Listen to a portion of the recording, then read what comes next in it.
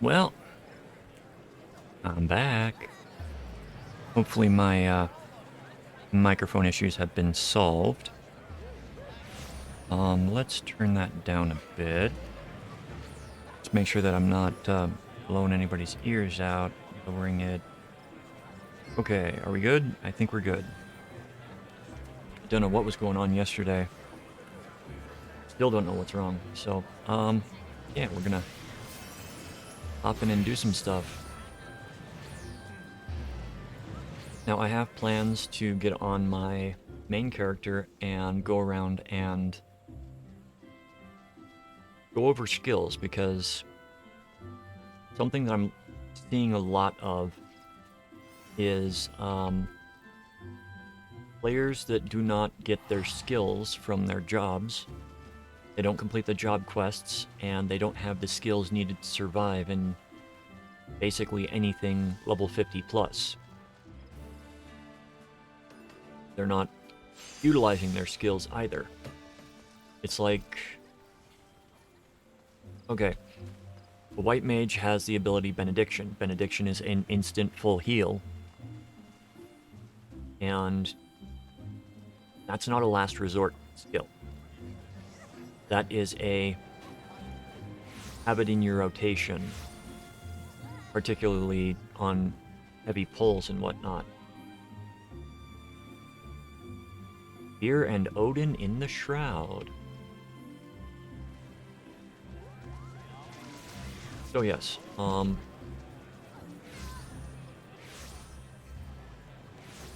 Gunbreaker.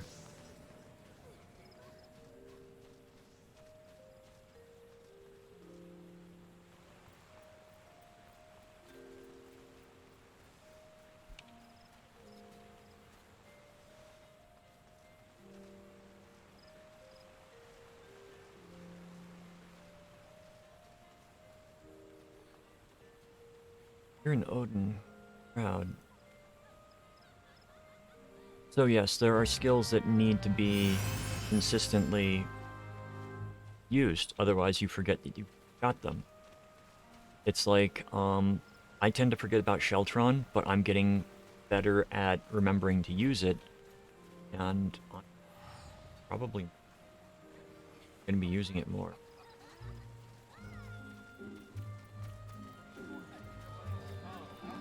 So,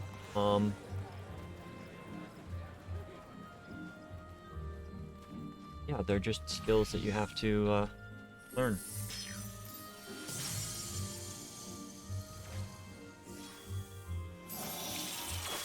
It's like hallowed ground. Yeah, it's kind of an oh crap button, but if you know certain dungeons, you just hello in, Ultimate Fan. Glad to have you here.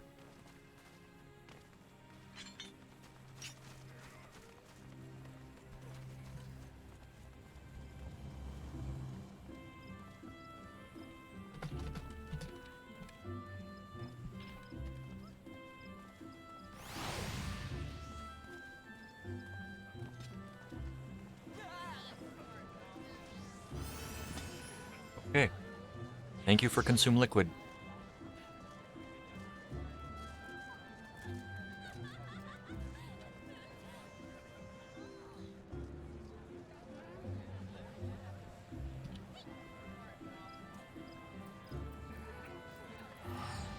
So, our plan tonight is like, yeah, I'm doing my best to stay healthy. So, my plan tonight, we're going to get through a few dungeons, probably quite a few dungeons, because I am going to unlock everything that I can. So it's going to be Corkscrew, I still have to finish up. We're going to hopefully get to Leviathan and other stuff as well. Beauty is only scaled deep, that's not what we're doing. One Night in Amdapur, which is going to unlock a fun dungeon. One of my favorite dungeons, actually. And one that nobody really knows the mechanics for these days. And it's important because the mechanics used in that fight are actually used in another fight later on. That if you do not understand, well, it's easier to understand the mechanics if you know the original fight. So, first, let us go to Volgard Float. I didn't realize that you had been subbed. I love my emotes. They are so just... They're so simple, but there's cuteness in the simplicity.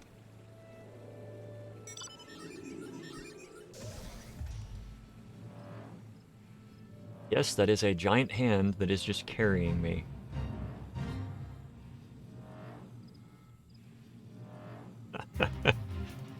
That's just like the face of resignation.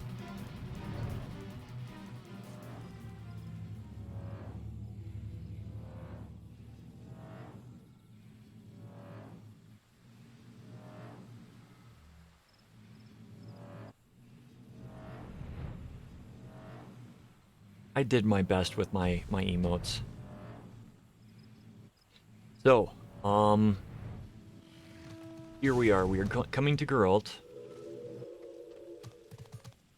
And we are going to turn in. I went to another server and found that I could buy stuff off the market, and found the scimitar enhanced with the materia for about 40k, which is actually really good.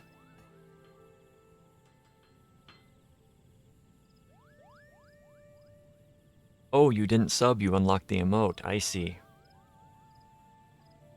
Okay, we're going to skip this.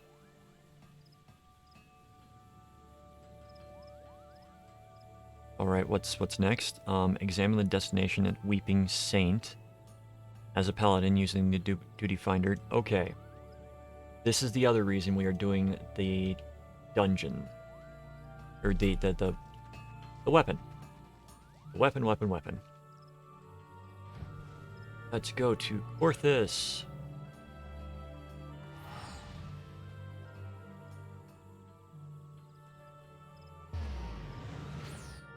And you should be able to use without any... you might have to have BTTV emotes on.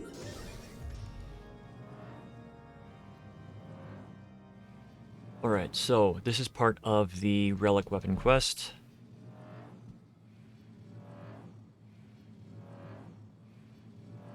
Thing makes a really weird noise.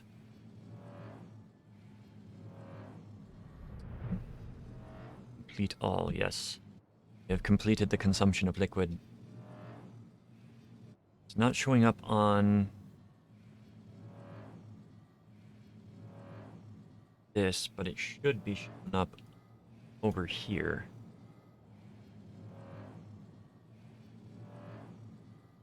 Okay, why is BT...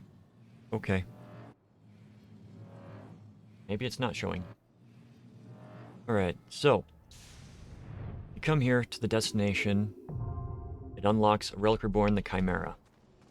Now, if you recall, back in the Cutter's Cry dungeon, we had to deal with the Chimera. That is not going... yeah, that's going to be a Relic Reborn under Trials. Now, I will explain how to do the fight, but we're not going to be doing the fight the way that we're supposed to be doing it, because it's just a burn now. Well, we might be doing the fight like we're supposed to, because a lot of new players are in.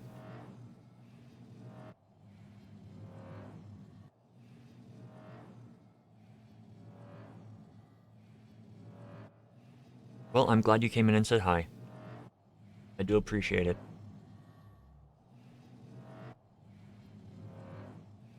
Thank you for the lurk.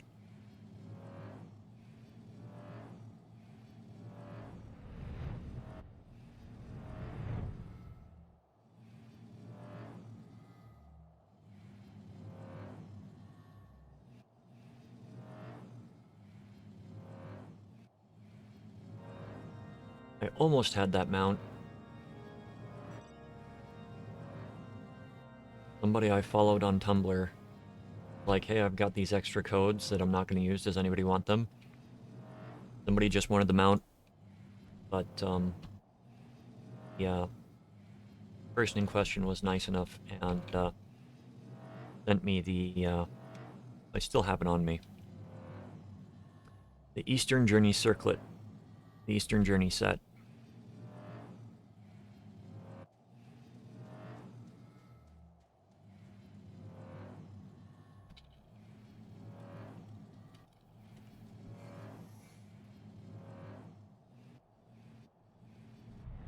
Blood for stone. Alright, so while we are waiting...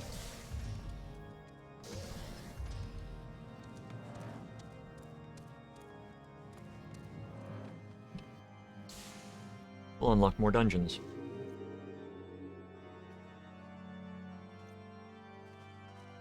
Okay, he's gonna send me up to...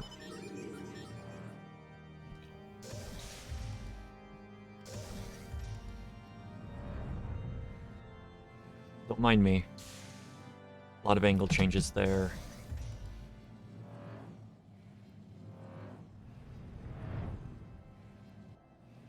Me not knowing where I'm going. So this is going to unlock, one of the hard mode dungeons.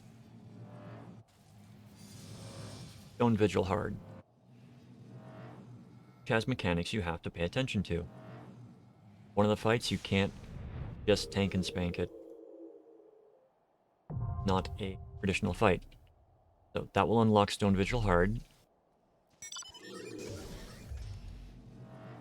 Let's see, where to next? Where to next? Map. Leaves.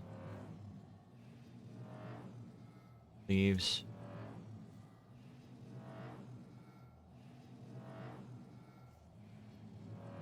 Dungeons in Mordona are unlocked through storyline.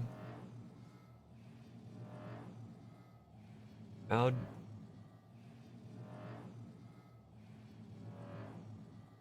Crowd. Hawk Manor. Yes, let's go unlock Hawk Manor.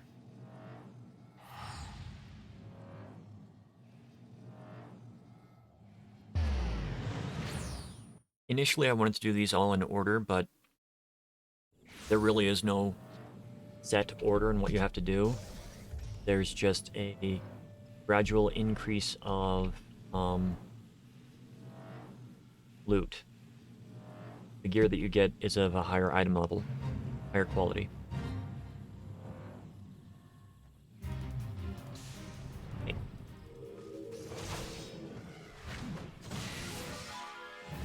Need to kill some of you.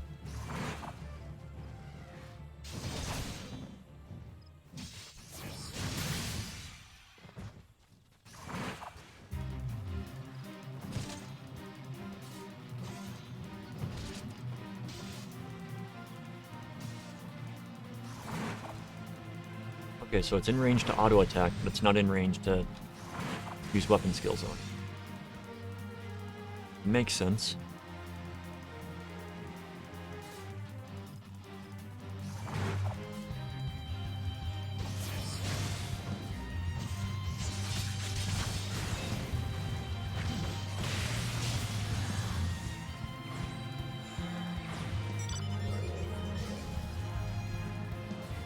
Gladiator.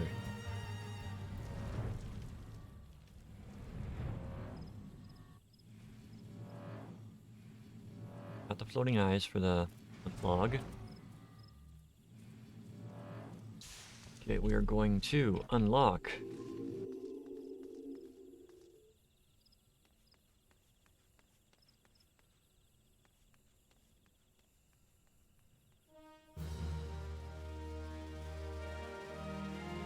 Manor Hard.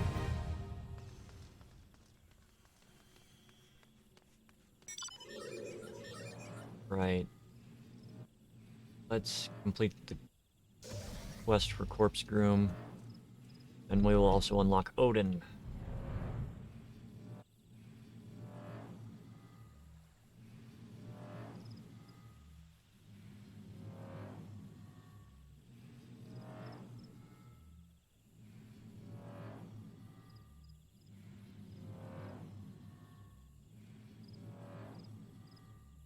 Now, I forget if this quest gives the, mount. I think it goes into a cutscene, which we're skipping. Please, play the quest. Alright. Let's do this. Game face on. Get some water.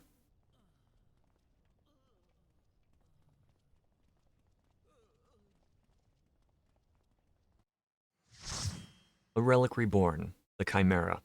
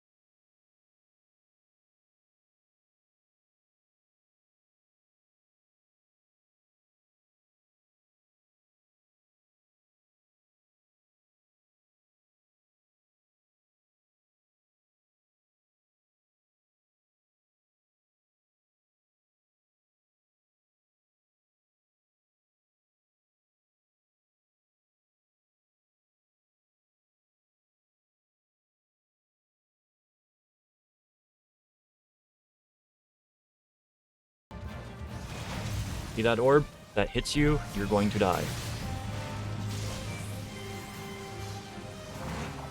But, actually, this is kind of how you're supposed to do it. You just kite him and avoid damage. And that is the Chimera. I think I'm going to put a better strategy underneath. So read the comments if you were lost, or check out the End of Cutter's Cry video for a more in-depth explanation of the abilities. But, maybe I'll just re-record the audio for it.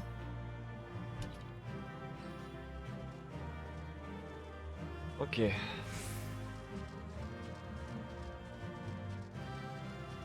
Alright. Examine the destination. Complete the trial. Okay. We can just leave.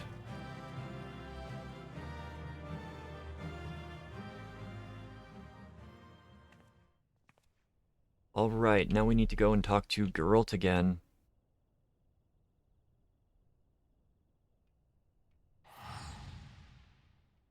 Be one for Halatali as well, or near Halatali.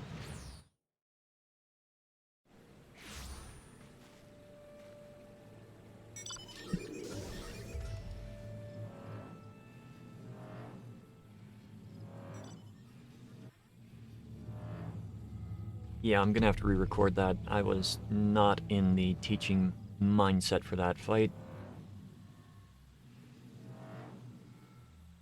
I dropped the ball on that fight.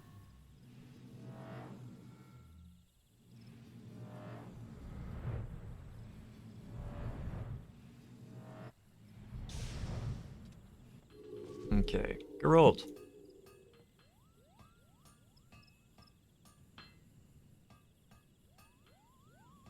Alright, what are we gonna do? Speak with Rowena.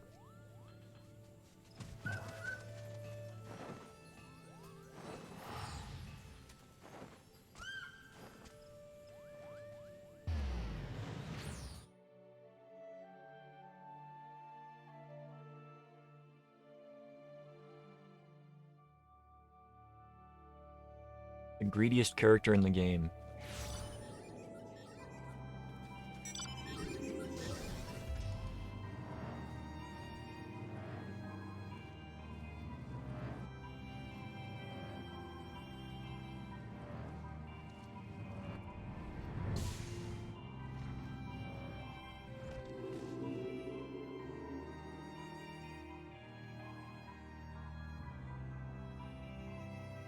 Okay.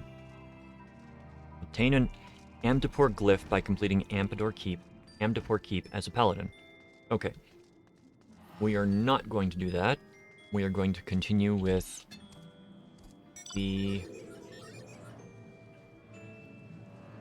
unlocking and running of duties.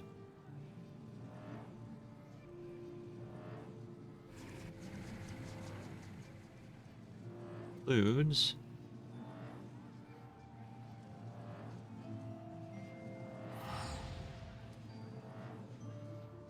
Lost City of Amdapor.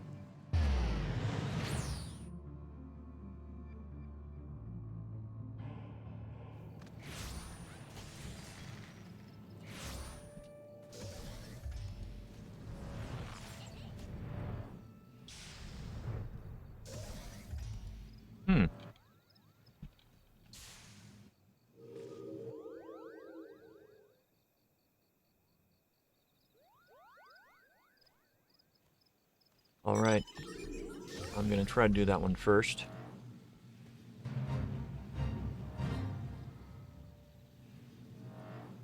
But I'm gonna queue for all of them.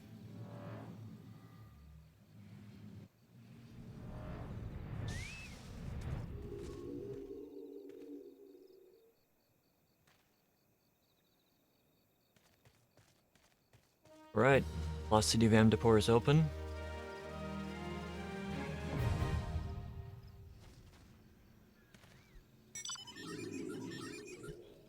What do we got?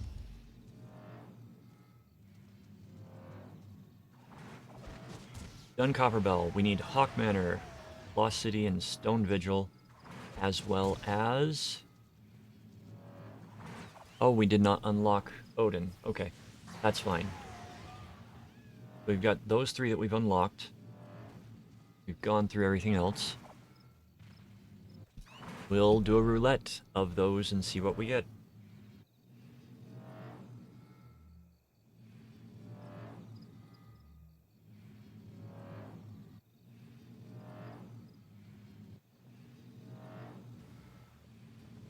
Now then, Blackbrush? No, it's Camp Drybone.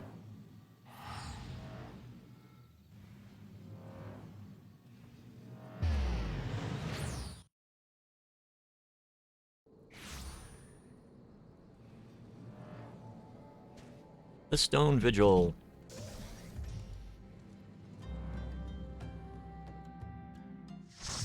The Stone Vigil. Hard.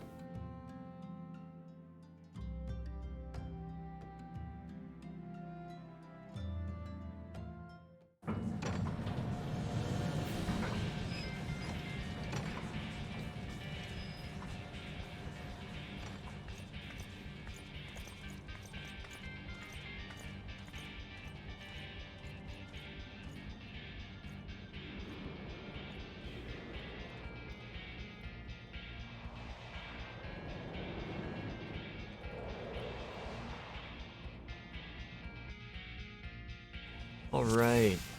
Pop Iron Will. Tank Stance, whatever you have. Run forward. It is suggested only do one room at a time until you understand what's going on.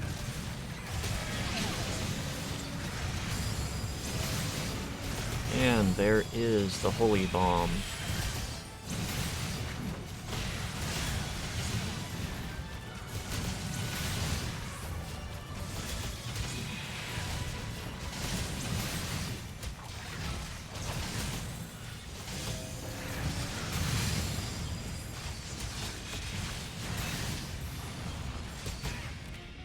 Okay. We're gonna have a pathing mob.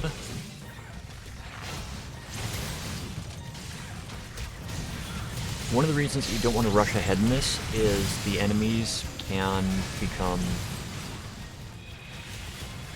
extremely overpowered. You can get overwhelmed really quickly.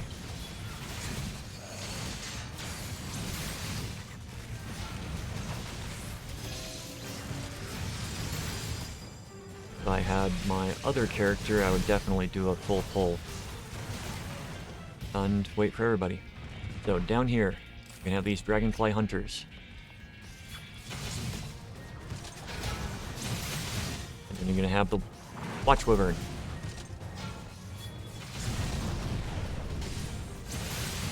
The watch wyvern in the original Stone Vigil, these are the things that would drop down and shoot fire at you.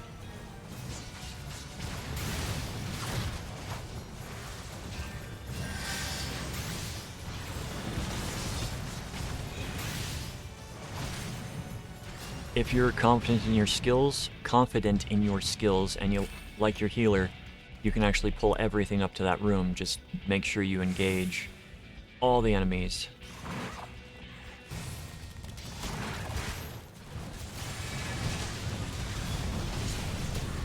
And this game also, like, advancement locks you. You can't move past a certain point until you kill the enemies.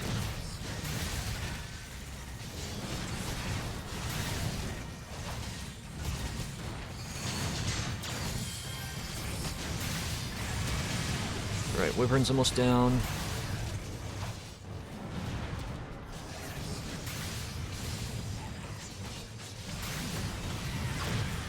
Okay. We are coming upon the first boss.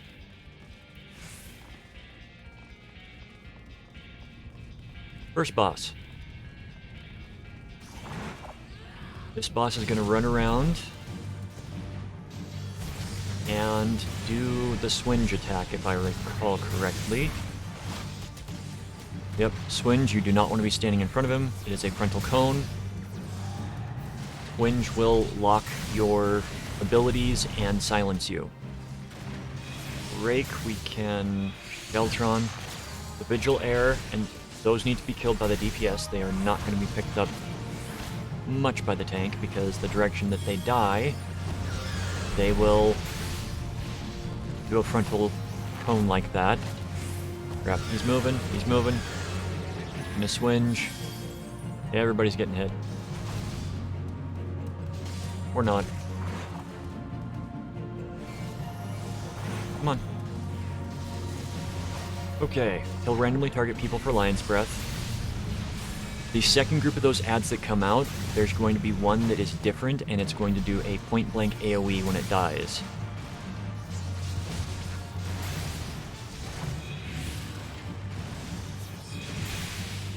Vigil Air, Vigil Air, Vigil Air. One of them is going to do point-blank AoE. Please aim it towards me. He's not. But as the tank, it's impossible to tank those things. They have independent aggro. If you can, do not be standing in front of him when he does Lion's Breath. He charges it up. Okay, Rake, we're gonna toss up Sheltron for the Rake. Rake is a tank buster. You want to defend against it as best you can. But he goes down relatively quickly. Okay, second boss is the one that has mechanics. Third boss is fun. Dang it.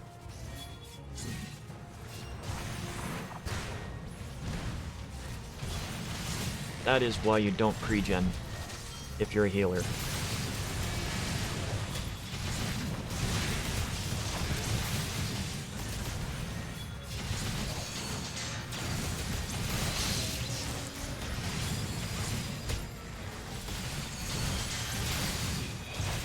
Okay.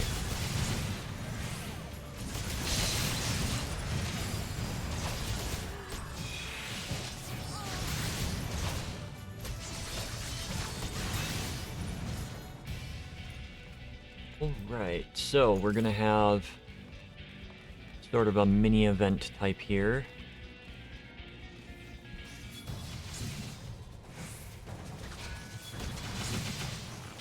I'm wrong, this isn't the mini event spot. Better remember to drop regen.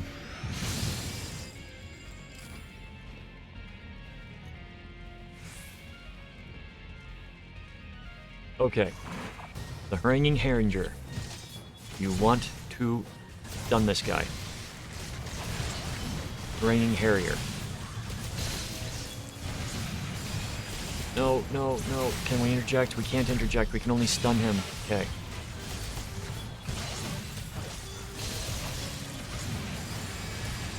So the Harriers, if you do not stun them, do not prevent their cast from going through, they will turn into a much stronger dragon version of themselves. And it's the haranguing that you need to take care of.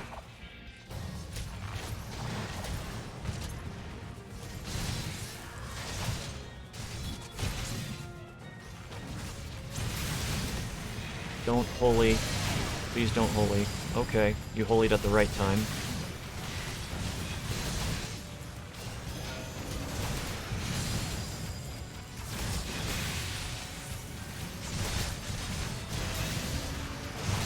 Not the biggest fan of holy myself, but,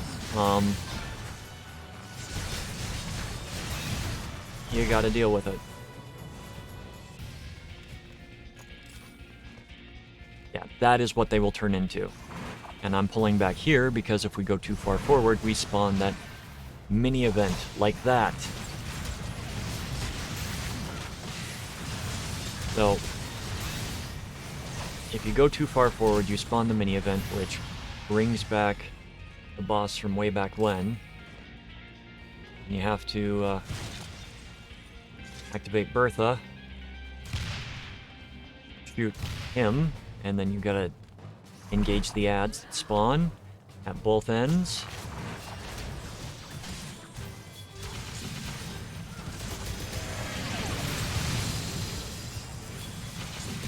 Okay, he's gonna come down again. Activate the cannon. Do it quick enough, you can do it before he attacks. Again, you pick up the adds.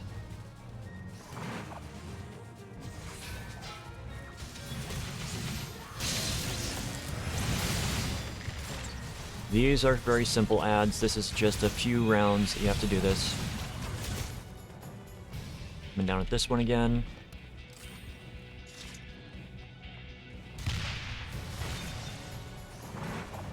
And we have a wyvern this time.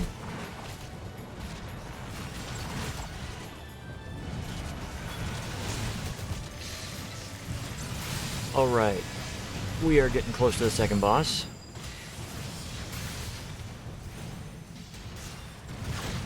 And I will have to explain it to the people if anybody does not know this fight. Because this fight is not intuitive.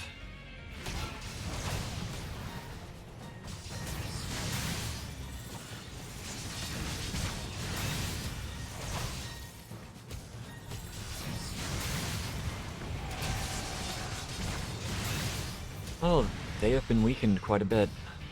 Okay. So, this second boss. The boss will spawn once we hit a certain point, but just checking again with the party to make sure that they know the fight.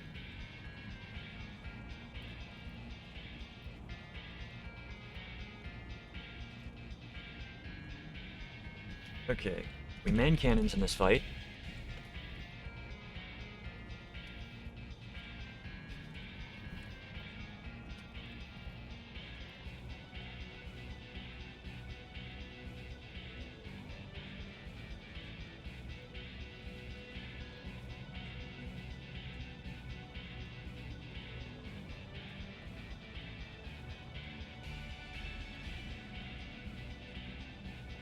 And somebody activated it.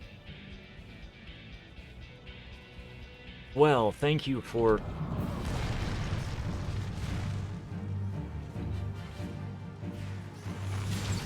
So, they are going to tank the boss. And you attack it by using number 1. You have to use number 2 on this attack. It's usually good to focus target the boss so that you know when he's going to be casting Diamondback.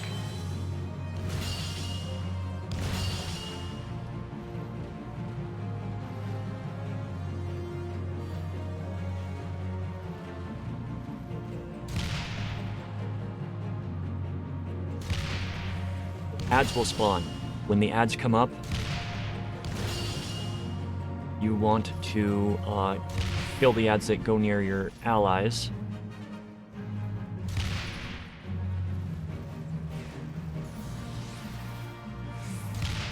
And the ones that go near the middle.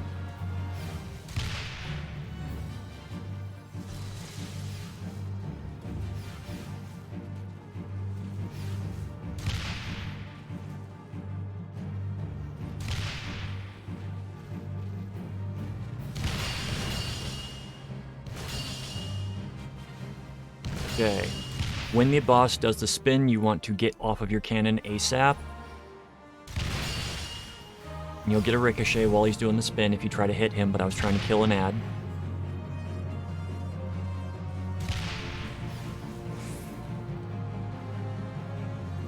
Okay. You do, what is it called? Spindly Finger to stun that. This is probably going to be a...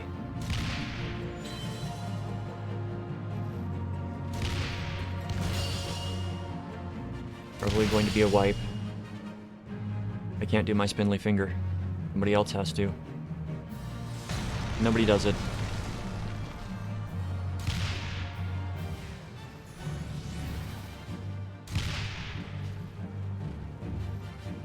Alright, so this fight is basically you have to man the cannon. Okay, get off and run away when that happens. I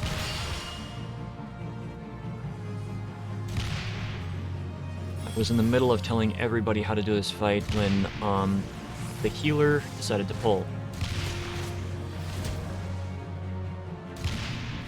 I can't kill that Evis that's by me, so somebody else is going to have to.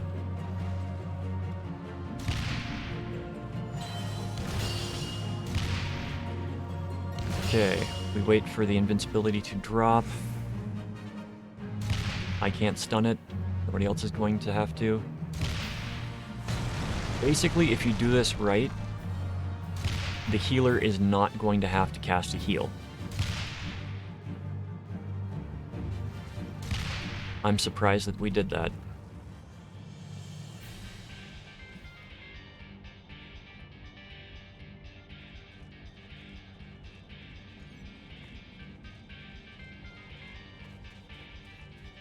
But hopefully you don't have somebody pull while you're trying to explain the fight.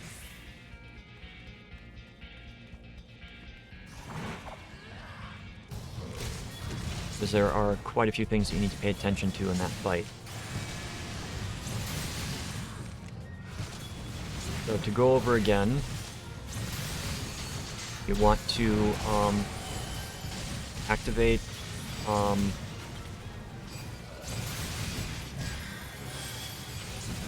I probably shouldn't be doing this today. My brain is not with it as much as it should be. Okay, so in that fight, what you want to do is you want to pay attention to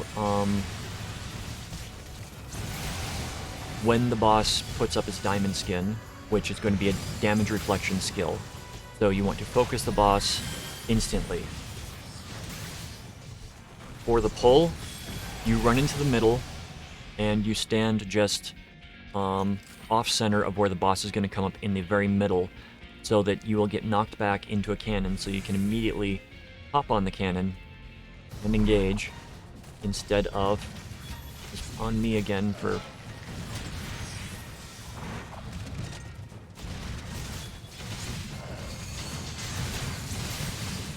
And then you just want to use the spindly finger when the boss starts casting his hard stomp, which is the massive AoE. May have to redub all of these.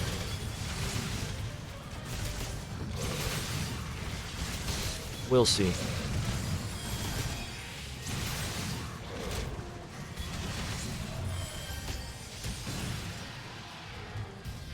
At least the last boss, there's not much that I can do to screw up on it.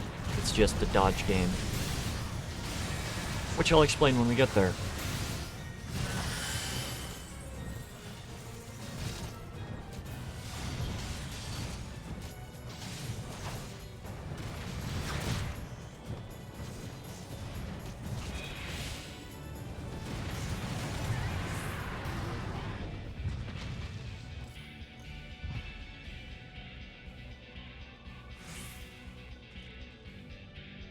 Okay.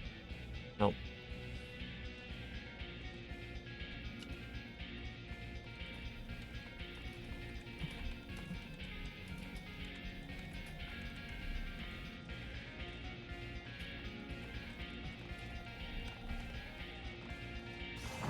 Last boss is considerably easier.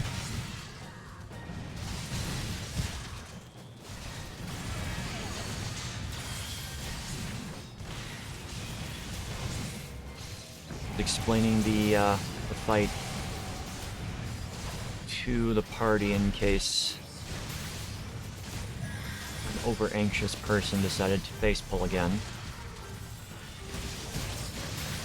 Alright, these guys are gonna drop, I think, a finger or something to unlock the door. Yeah. No, finger is in a different duty. We got the main storage vault.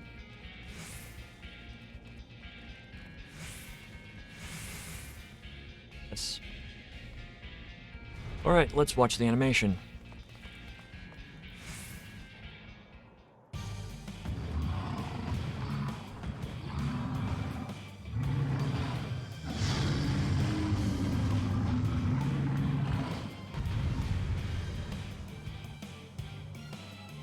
Boss has no threat table. Boss will attack. He'll approach. He'll attack. You do not want to be standing in front of or behind him. If you stand in front of him, there's a chance he's going to do a fireball at you. If you stand behind him, you're going to get hit by his tail. And you'll get a nice little debuff too.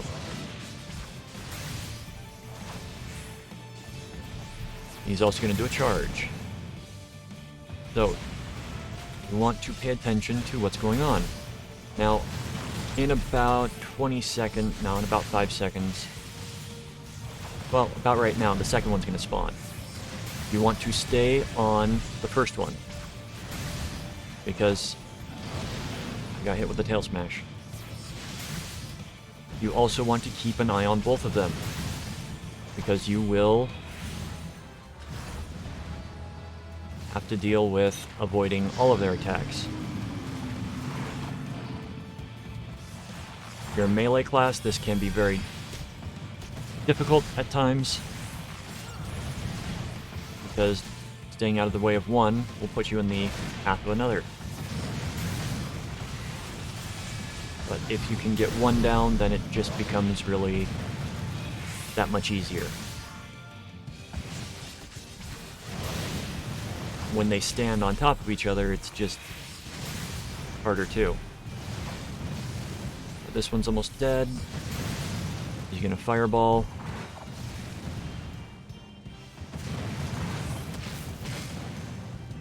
Alright. After the first one's dead, next one gets a small damage boost, so you just want to continue dodging. Stay on his flanks. Not be in front of him, do not be behind him. A lot easier to tell these days with the additions to the targeting circle. Before it was just a small arrow that was difficult to see sometimes. So, just stand to the side, and boss goes down easily.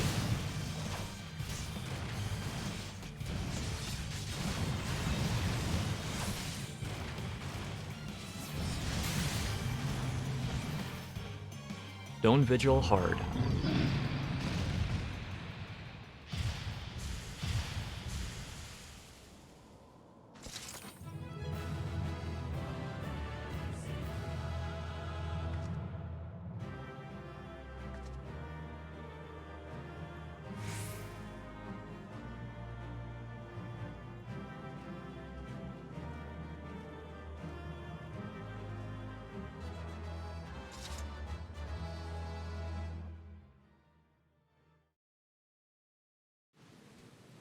Alright. So that was Stone Vigil hard.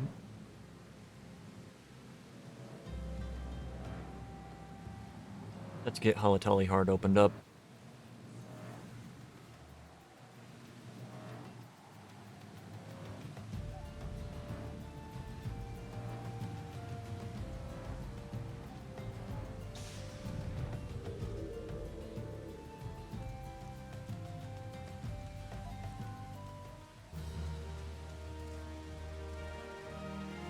Right.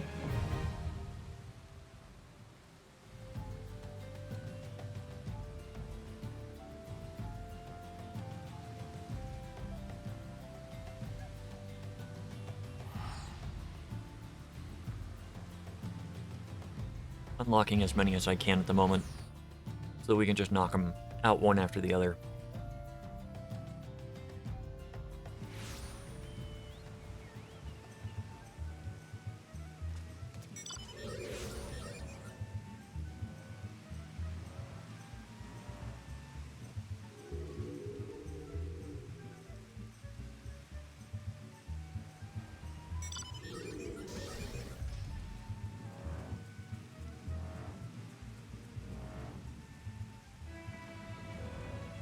Never actually tried to fly over these mountains before.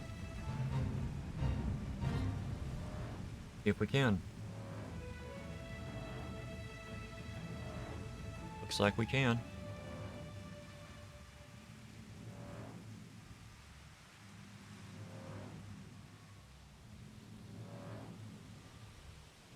Greyflock's Long Step hard.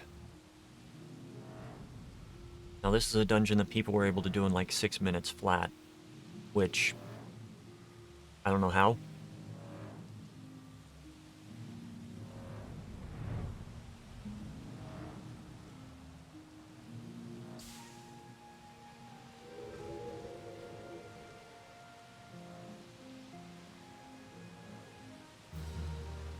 Okay. Greyflock's hard is opened.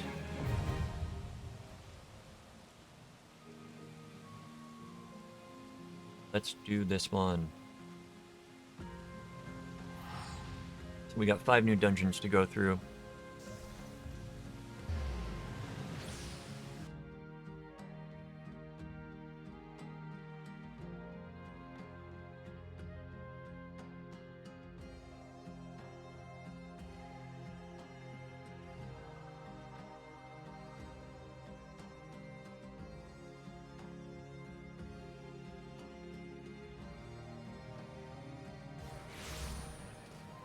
Alright.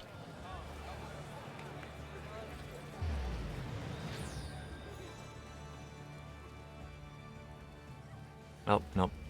We don't want to do blue mage yet.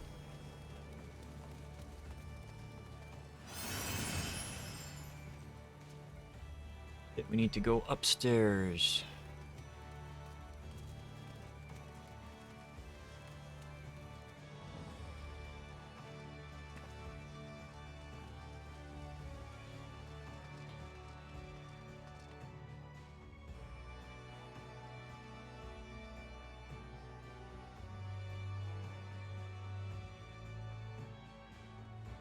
Alright, once upstairs, come and you talk to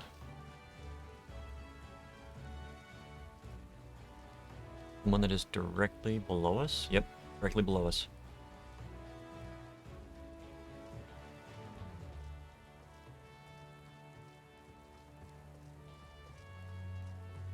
Denston. The storyline for King of the Hull is actually really fun. We want to go to Morby Dry Docks next.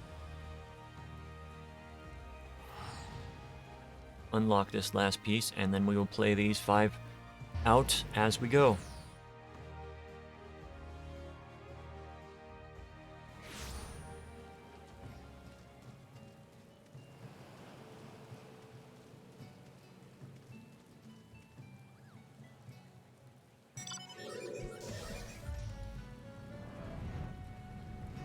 Hello again, Denston. Hullbreaker Island, now accessible. Alright. So, we have got those 5 now. So we've got Halatali Hard, Hullbreaker Island, and Brayflox's Long Step as well. So Hawk, Lost City, Halatali Hard, and we will see what we get. And as we complete one, we will mark it off from the list and move on to the next.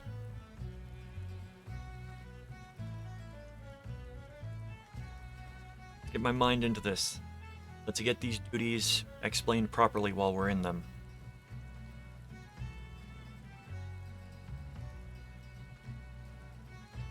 I think that healer just had me a little flustered that time.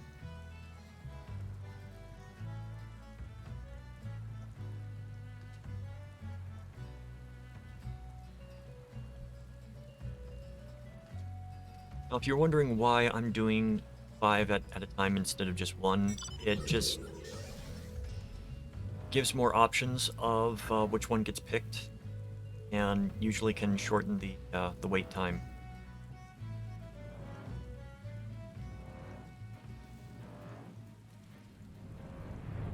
Here you can see some more of the remains of Bahamut's attack.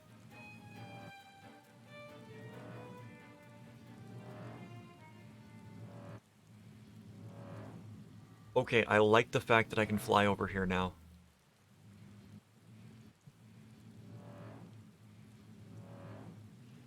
Can I land? Oh, still counts as water.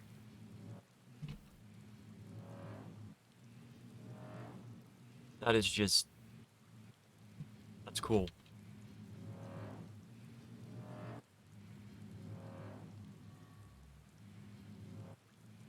Based upon trajectory, Cardinal Flats is that way.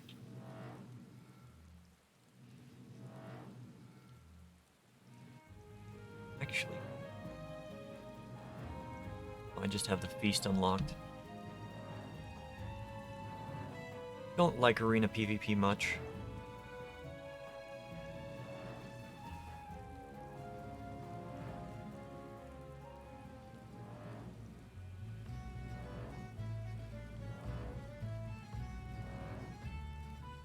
That is a big crane.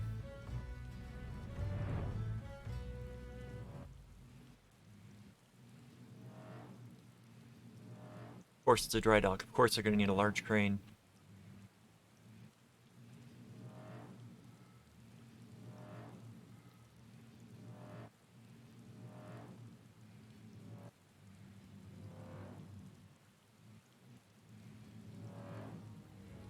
Okay, we haven't gotten into a party yet. This is, unexpected.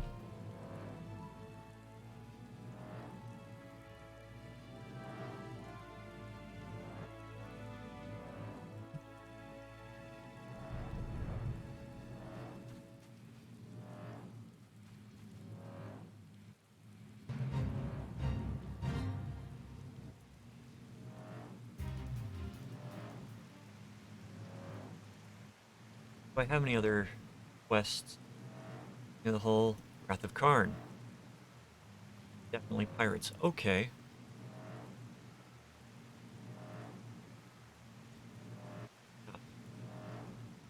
Let us go and unlock It's Definitely Pirates, which will give us Sastasha Hard.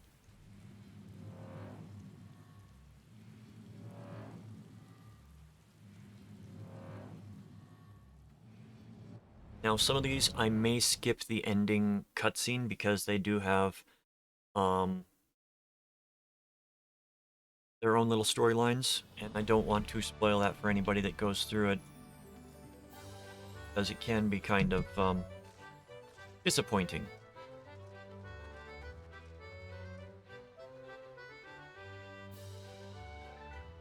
Robbery that came from the...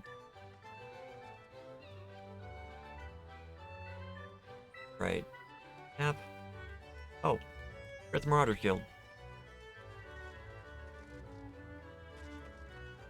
The Lost City of Amdapor.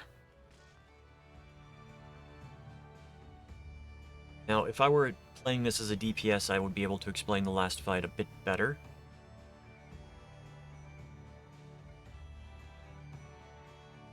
The Lost City of Amdapor.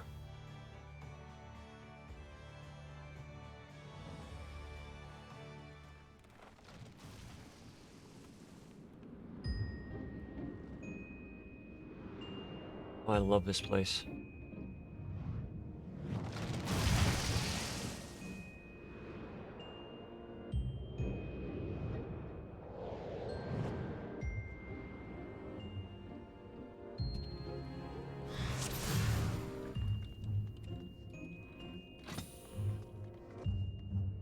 Alright, so Iron Will up. Letting everybody know that I will explain the fights if need be. So. Whoa!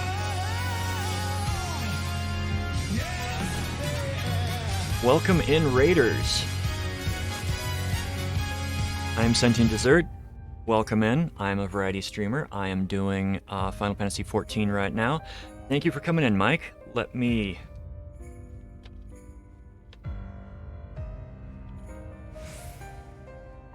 get that out there. Oh, GoldenEye. How was that?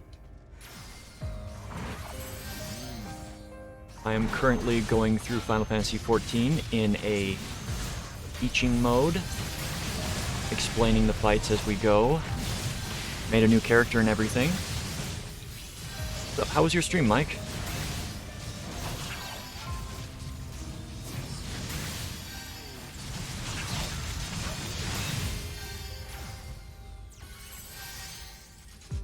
Alright.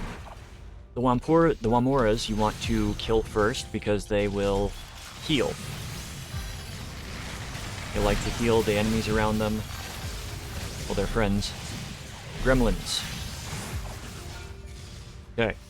Forgot about the frontal cleave from the Wamora. So gremlins are an interesting creature. They have a mechanic that did not stick around very long.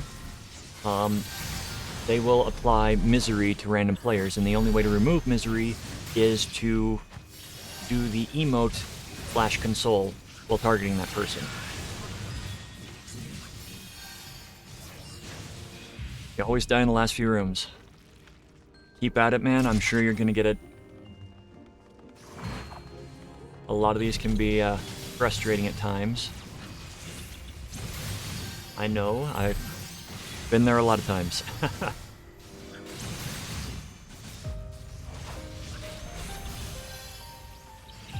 I have only ever played GoldenEye in party mode. So I've never done the storyline, just trying to run away from my friend who always knew where the golden gun was hidden.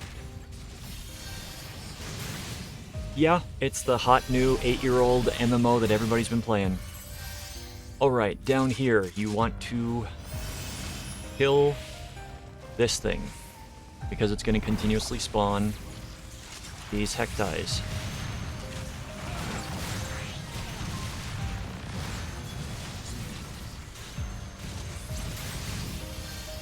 I take that back, it's going to spawn the tainted mold. The hecties will randomly spawn on their own. But it also destroys the barrier, which allows us to move forward.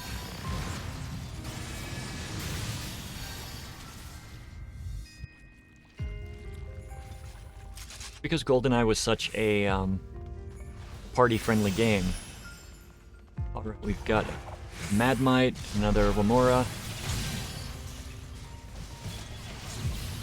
Wamora's first because of their healing capabilities. And we get another gremlin. Pull back a bit, make sure that everything is in front of me.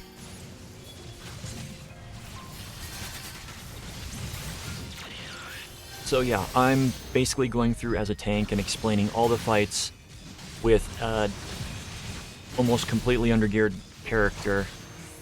And helping the new people to the game learn as well. Because there is there's been a massive influx to this game. If anybody wants to try it out, just let me know, and I am more than willing to help you learn. I've had a few dungeons during this experiment, during the teaching, that be careful in here because some of the chests are mimics.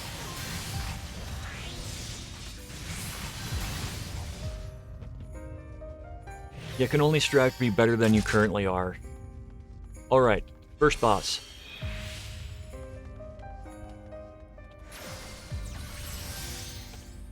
This guy is going to randomly target somebody to eat when he eats somebody.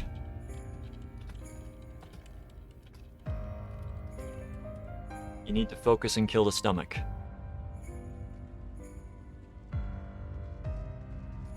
And that is the major mechanic, and I will explain the others as they come up. But, this place is a lot easier than it used to be. So, Michael is going to get eaten first. And you want to avoid stepping in the spore pools that he'll spawn. Now, if you do not destroy the maw before a certain point, the character that's in there gets killed and eaten.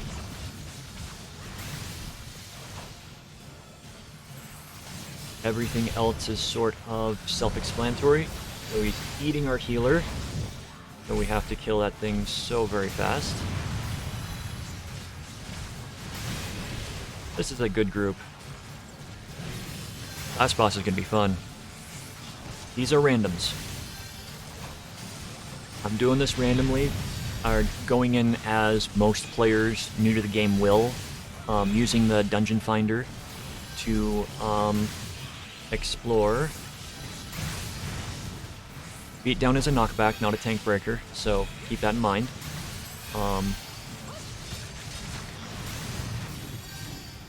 Oh, next boss is going to be fun. Next boss is the one that... Where's that? The hard mode.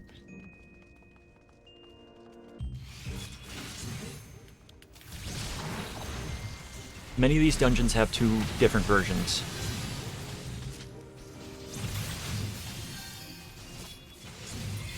Yeah, well, usually in this game, most of the dungeons don't last more than 20 minutes. So even if you don't get a good group, you are going to be out of there quickly. But there can be some bad groups that are just...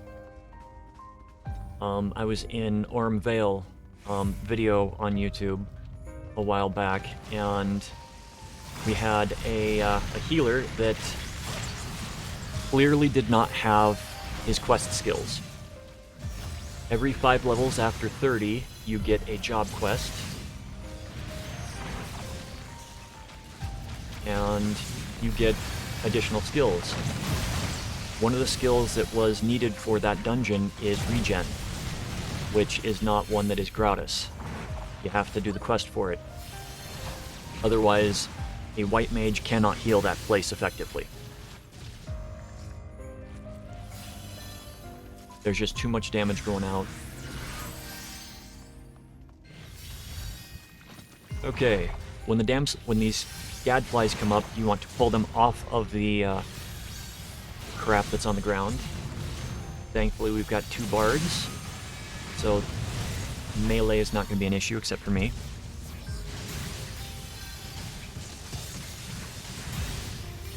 Yeah, many times if a party just is so bad that they can't do anything, they can vote to disband after, I think, 15 minutes. So you're not stuck in there. That tends to happen more with certain raid fights. But even in this game, a raid fight will take maybe 10 minutes.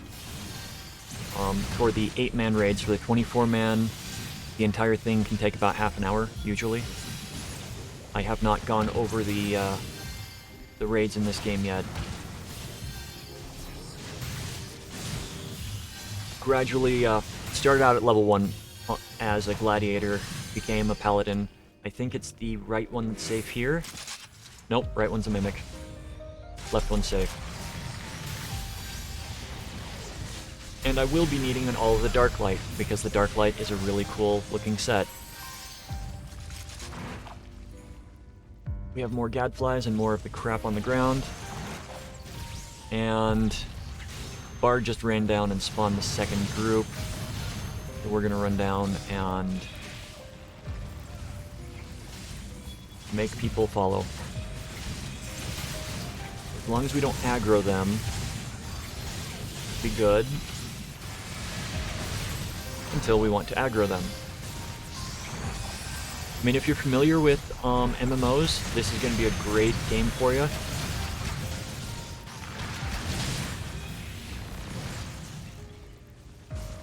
Definitely want to destroy the colony first. Okay. I will let you know if this is going to be a fun boss or if this is going to be an easy boss. I think this is going to be a fun boss.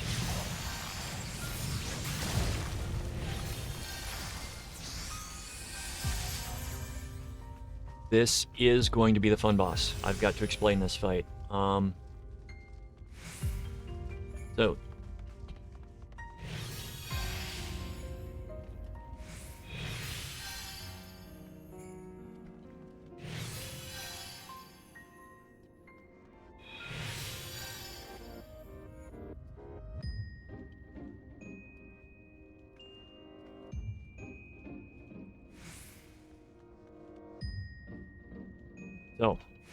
In this fight, you want to kill, as the tank, you want to kill this thing. You don't want the final hit, unless you're the tank, because that makes the boss aggro you. And as the tank, you want to kill those things when they come up, let the DPS focus on the boss. So I'm going to grab this guy. The reason you don't want to,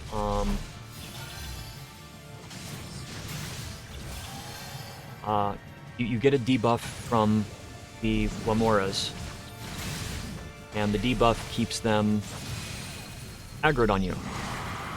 And I just remembered why you tank him near the side.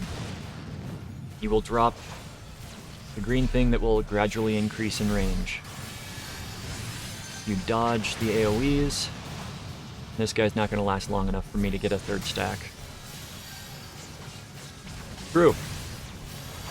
One reason why I'm coming through with the low guy is because I do enjoy going through and doing the things with the not necessarily the best gear. So if you let the scale flakes drop, the boss is going to disappear back into the sky and regen all his health. So you want to kill him. Make sure that you've got all the things on you. Okay, we're in the final stretch towards the last boss. This last boss is one of my favorites mechanic-wise. You can actually kind of ignore the mechanics nowadays because they don't do as much damage. Attack the Mage Stone. No, don't run in and attack the Mage Stone.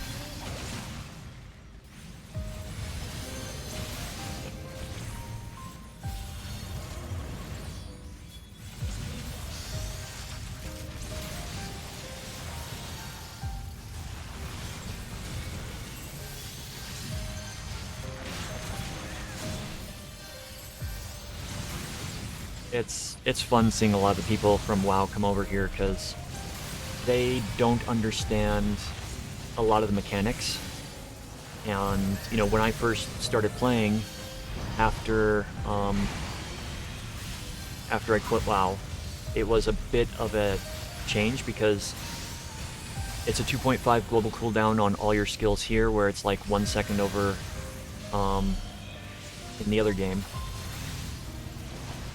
So you've got a lot of stuff that you have to pay attention to.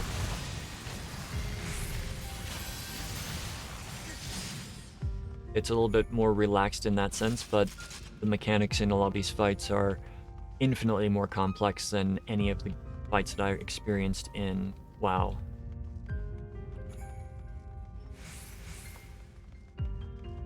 Okay, so you want to kill the Mage Stones. because the Mage Stones prevent the Balzaphon from being attacked. And the nice thing about this guy is he can be reset. I believe he can be reset. Crap. Michael, you ran too far forward.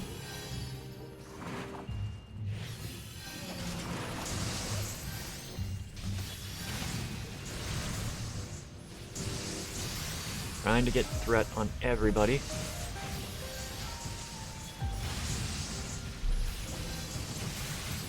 I'm gonna pop my invincibility.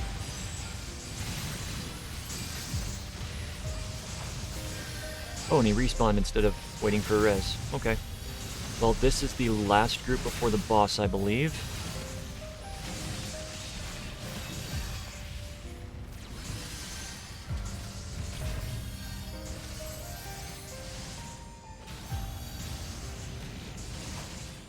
It's a little difficult, explaining the fight twice. No,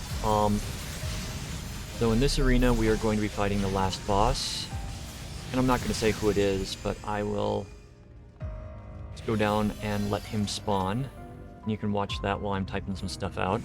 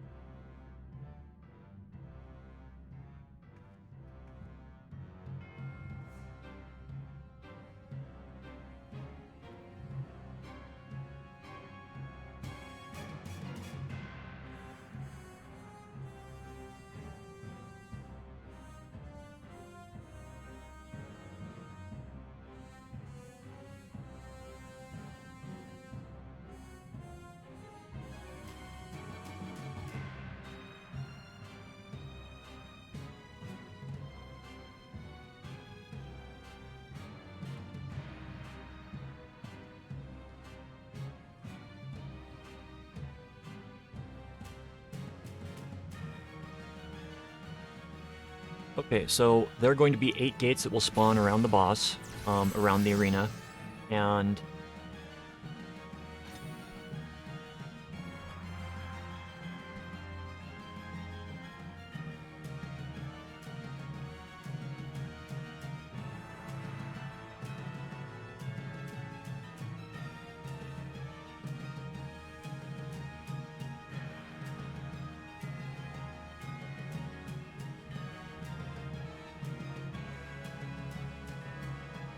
so, 8 gates will spawn.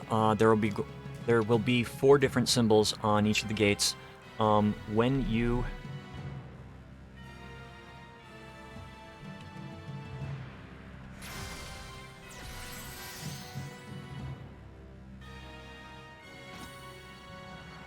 the symbols are going to disappear after the fight starts.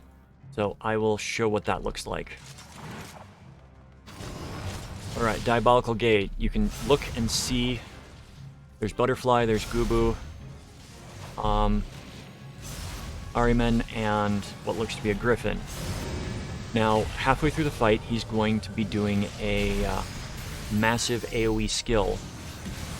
And the massive AoE skill is going to... That's not it. That's going to be Point Blank AoE Ring. This Ruinous Omen. This is where you will open the gates. What will happen is you'll get sucked into one. You will travel slowly through it while Ruinous Omen is going on. And you avoid the damage. Alright, if you get marked with the little tiny cross symbol, he's going to lob one of these balls at you, which is going to leave something on the field that is going to deal AoE damage consistently for about a minute or so. Ultimate Terror, you want to be near the boss or away from the boss. Far away from the boss.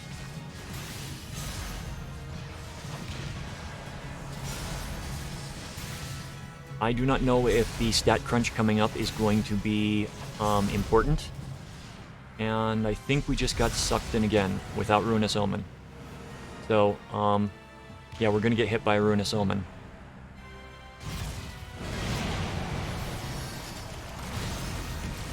So initially, when this was new, you had to basically wait for all 4 gates. You had to like, hide and go through 4 times.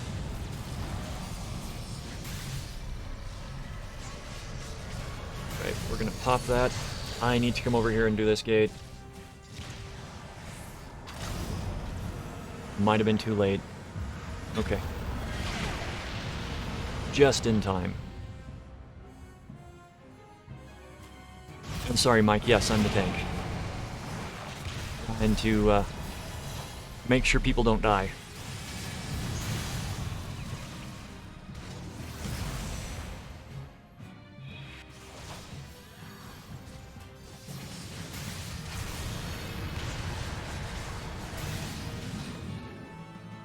And that is the lost city of Amdapor. Which, that last fight was one of my favorites. Anytime I would get, like, lumped into this dungeon, I would just say, everybody, don't worry, I got the doors in the last fight. Oh, good, because I hate doing the doors. And since I'm a bard, I was very mobile.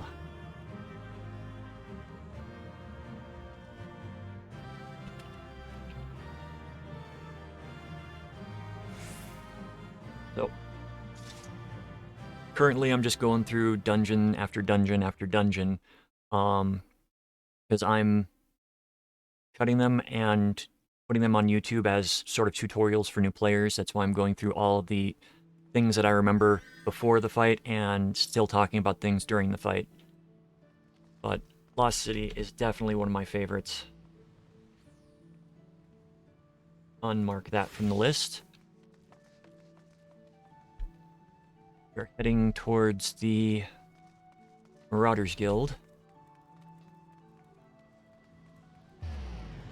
But yes, I am the tank. Tanking in this game is so very fun, so very simple.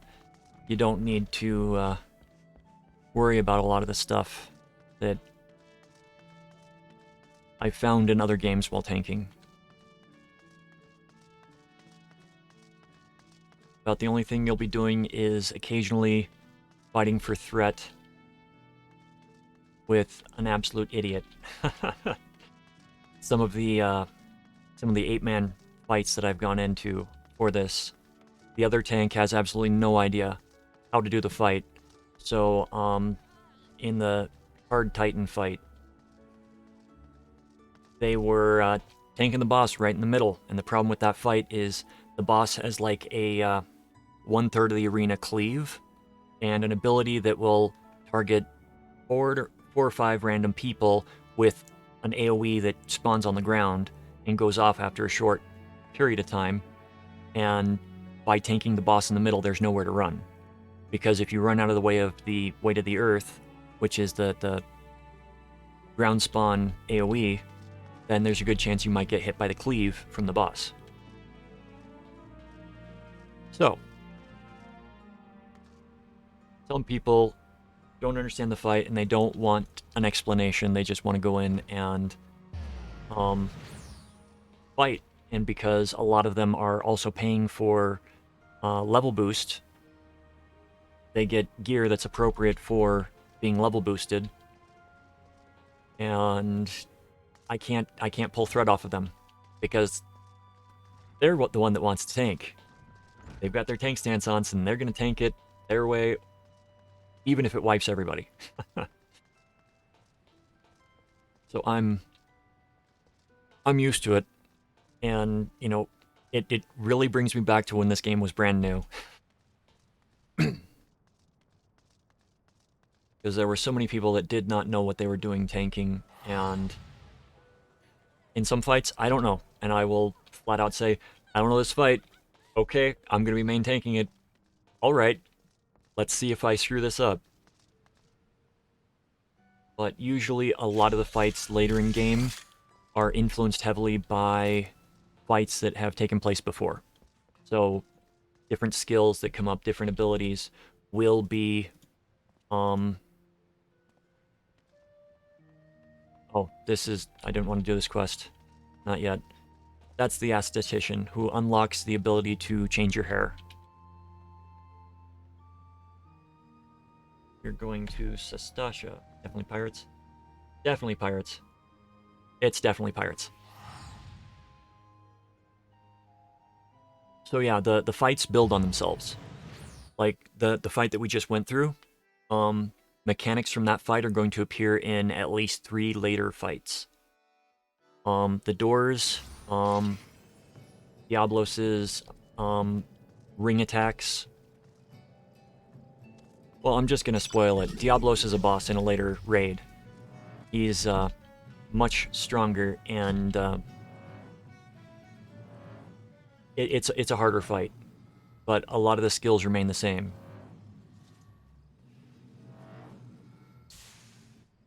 And we are back here at the site of our first dungeon. Sestasha Hard is now accessible. But yeah, if any of you want to play this game, I wholeheartedly endorse it, and if you need any help, let me know. I'm more than happy to answer questions. I would rather people learn than get frustrated with the game. I've been watching another streamer playing it, and he started out as a monk, and then he went to Marauder, which turns into Warrior, which is one of the other tank classes. And he's coming from playing Monster Hunter World, where if you want to dodge something, you physically have to move out of the way, whereas the auto attacks in this game, you just have to stay there and take the hit. So it's been I've been trying to help him as best I can learn how to do dungeons and tank stuff, and he's just really fun to watch. And it's great seeing the game through the eyes of somebody playing it the first time. I honestly wish I could go back and play this game for the first time again. Hullbreaker Island. You ready for more pirates? It's not the same pirates, but it's a different set of pirates.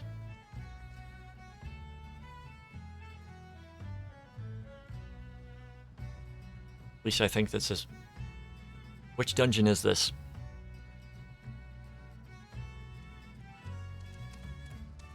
Okay.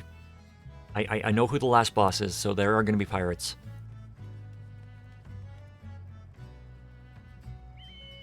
Now, if I wanted to, I could group up with people that I know to go in, but a lot of times it's faster just to use the duty finder. And if you want to run with friends, that's perfectly fine too. Ah, we don't get that one. We get Brayflox's long step this time. Brayflox's long step. Hard.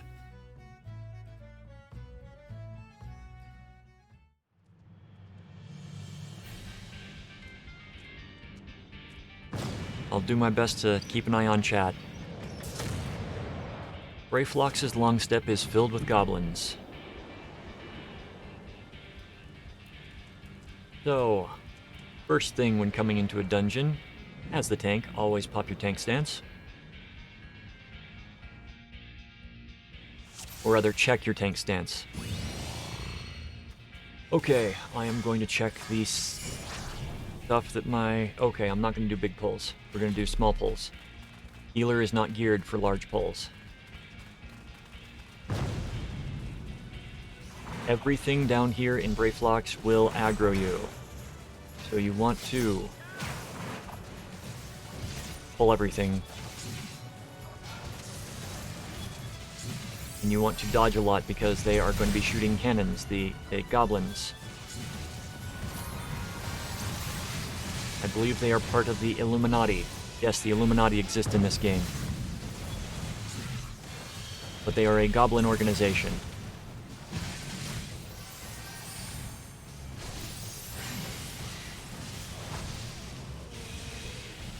And they feature heavily in Heaven's Word.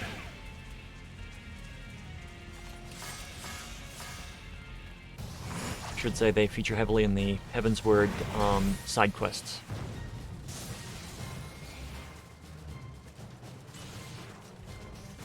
Now, usually, if you've got a good healer, or a geared healer, I should say, I'm not saying this is a bad healer, I'm just saying that they're not geared. That's not anything against them, because gear comes as you get it.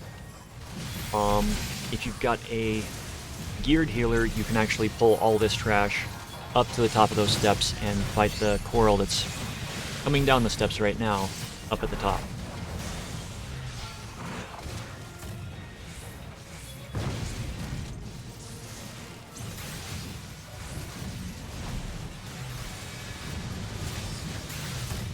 Actually been really fun doing these low-level dungeons, because not everybody is over-geared anymore. 75% of the people you come across will be a new player in the lower-level dungeons. Okay. The coral will have dropped a key that you need to pick up to unlock this gate up here. You want to pull both of them back to the Galago, because the Galago is a ranged attacker, and you just can AoE them both down.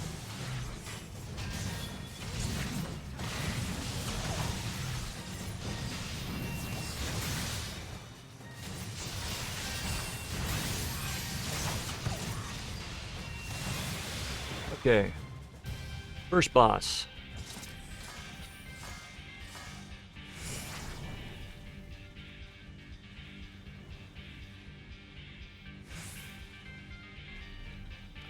First boss is going to be a lot of ads and a lot of bombs. Tank boss facing away from group. Ads are going to spawn. Illuminati sniper as the tank. You kind of run and you grab. You try to grab a line of sight away from until he dies. You have to move yourself between the boss and, or the ad and yourself and the target in order to take the crosshairs off. Because usually they'll target the healer, and usually the healer will get killed. But this is just dodge the stuff on the ground. He doesn't usually last long enough these days to matter, but in the past it's been 3 to 4 instances of the ads that would come out. Alright. Normally I would pull everything, but I'm not going to. I'm being nice to the healer. And to the party, really. I don't really want to wipe.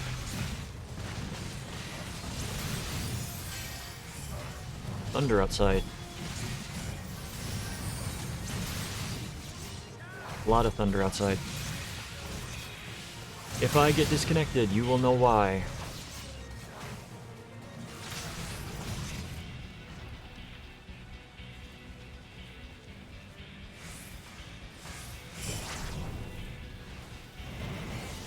So, in here, you want to pull this group and this group.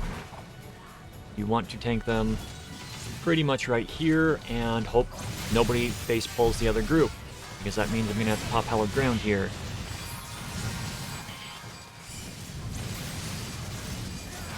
Okay, we got decent AoE damage.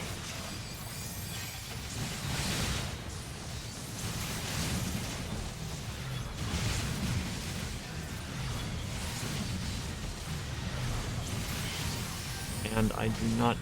Arm's length. Okay. So, you pull those two groups specifically to release the two goblins that are Brayflox's companions. Then you come over to this stone, and you just run. It'll take you in when it disappears. Second boss. This boss,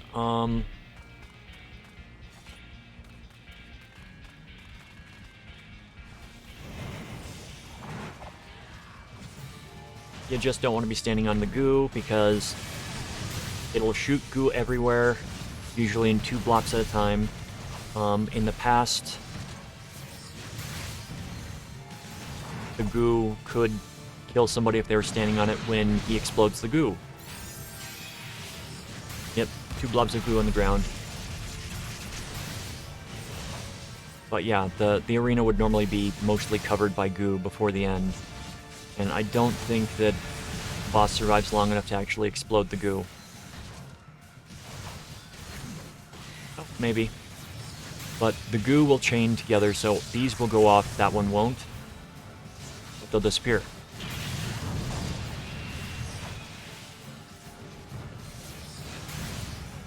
Remember, if you use your taunt, you also have to hit them with another damaging skill in order to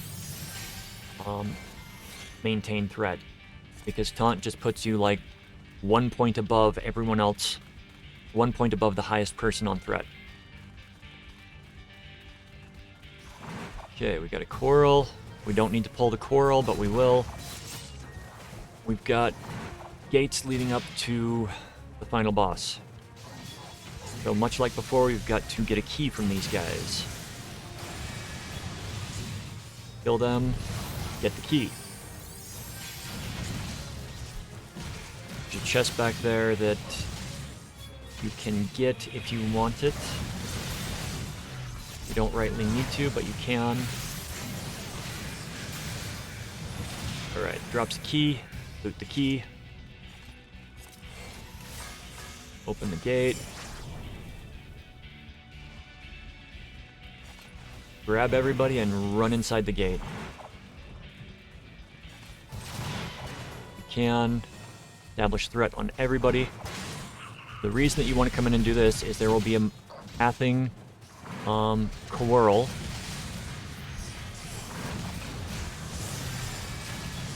Do not have that. I can use arm's length. Okay.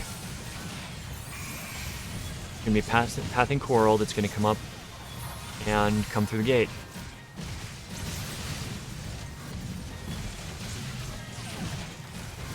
And if you do it right, you don't need to fight it. But people I'm with didn't know about that, so we're going to kill the coral. In this case, it's a Torama.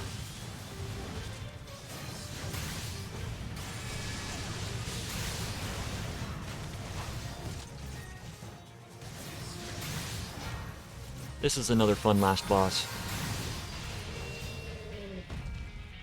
I think I might be skipping because it's plotline, not boss.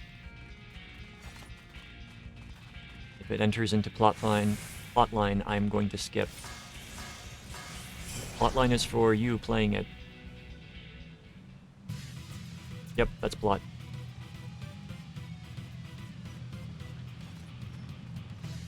Alright, so with this boss, you want to tank it in the middle, facing away from the group.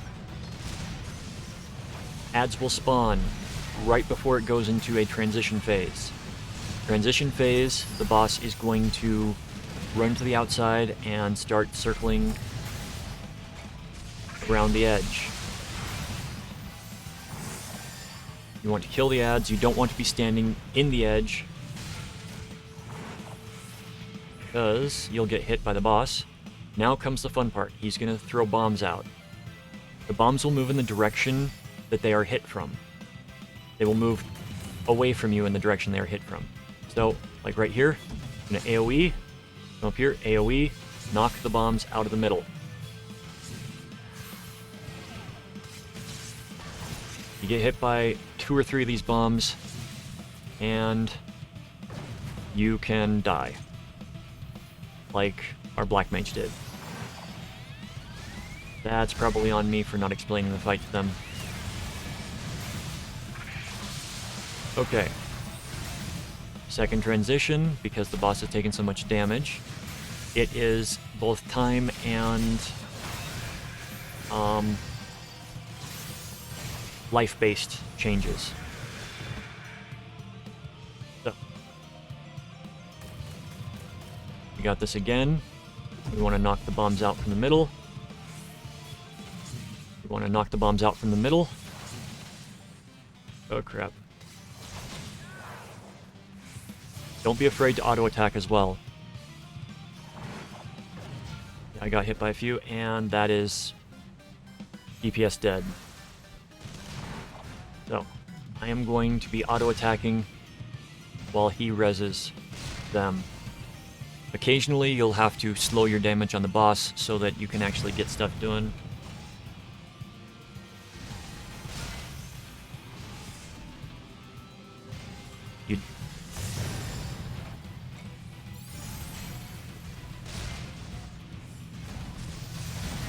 So I'm asking them to save the limit break for the big bomb. Because there will be a big bomb if you make it to the third phase. Instead of one little bomb, there's a big bomb. You've got to DPS the bomb down. Take that back. There's one more of these, and then the big bomb.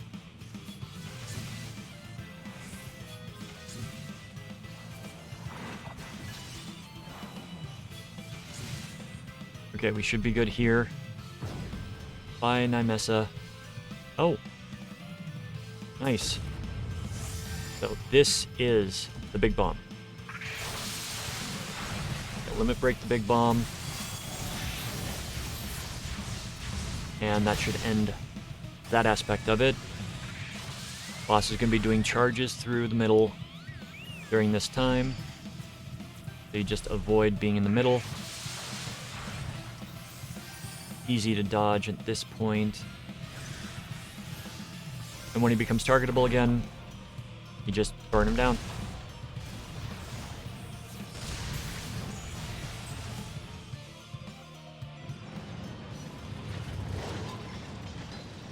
And since that's going to be plot, we're going to skip that. Healer did a good job. Darklight Tacits. Alright. So, let us leave the duty. That was Brave Flox's Long Step Hard. Want to know what happened in the storyline? Please come play the game. Alright. I remember what I was trying to do before I got waylaid there for a second. I need to find somebody to repair. Where is... There they are. You can find somebody that repairs by a hammer icon on the map, usually.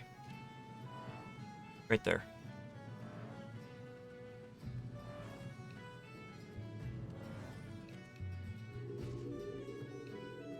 If your gear breaks while you're in a dungeon, you can't repair it. You can't teleport out and teleport back. You're just going to be minus that piece of gear, so hopefully you'll have an older piece of gear that you can toss in there so you get some stats. Alright, we did Brayflox. Let's drop that one and enter into the remaining 4.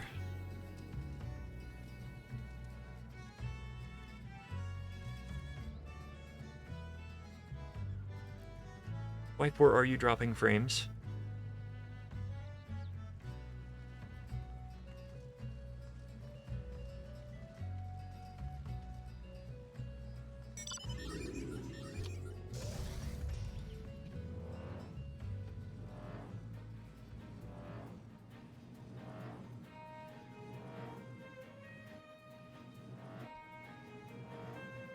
Somebody just screamed for help.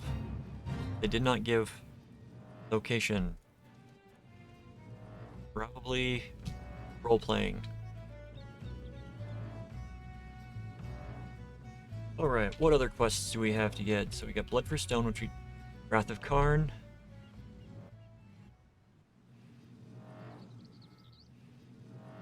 Let's go to Thanalin. Oh, we have to go to Ul'dah. Let's go to Ul'dah. Like the... Gold... No, that's not the Goldsmiths Guild, that's the Weavers Guild.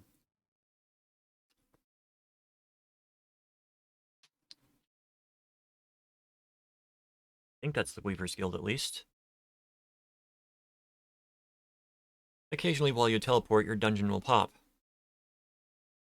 Which is why if you're teleporting into a high population area, you want to not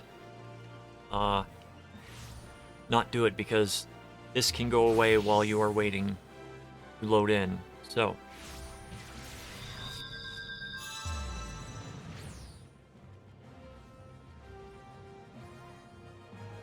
Oh, Miners Guild. Okay, let's see if we go in, or if we find a new player.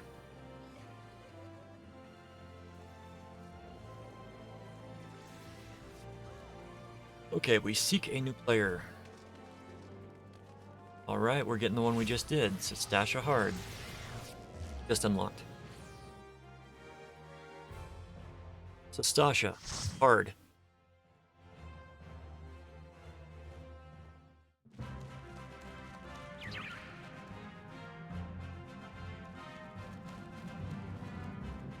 Here there be pirates.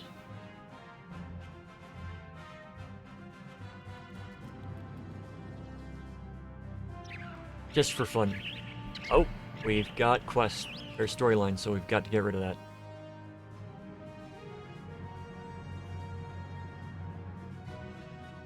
Didn't realize it was going to enter into story. So, pop tank stance if you're the tank. Check out their gear. Oh yeah, definitely not going to be pulling too much.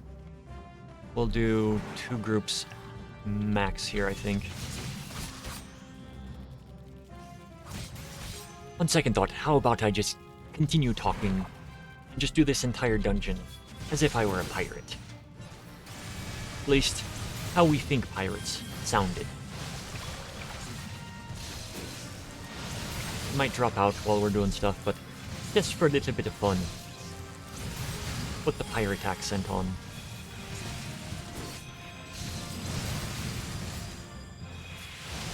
Ah, the healer knows a bit about holy spam.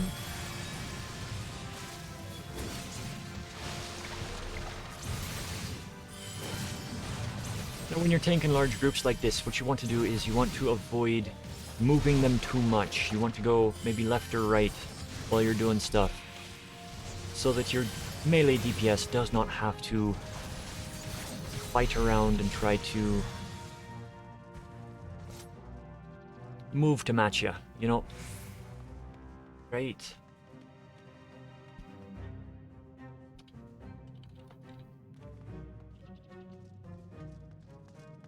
Just checking to see if the red mage is coming with us.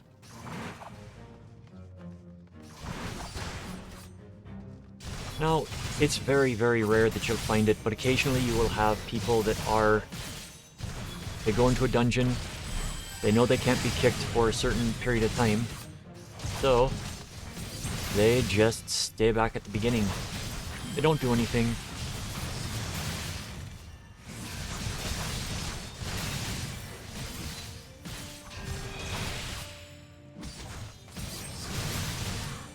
Some people, they like to get the rewards without doing any of the work.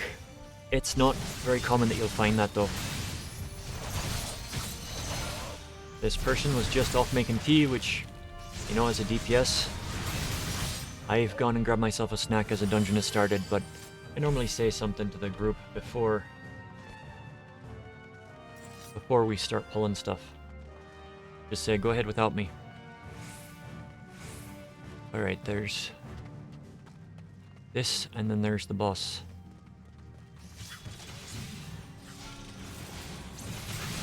Now, if I've got a well-geared tank and a well-geared healer, I can pull that entire section up to here. Usually. Or I can pull it as far as I can go.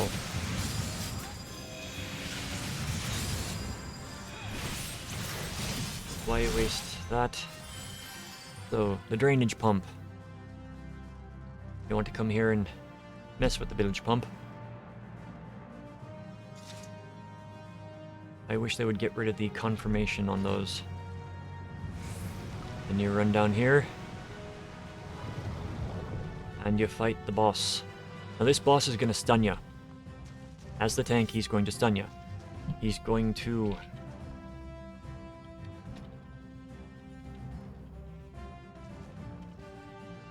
If you're healing this, you want to Isuna the debuffs off of the tank, off of everybody, quickly, because the debuff will gradually deal damage over time, and the boss will do a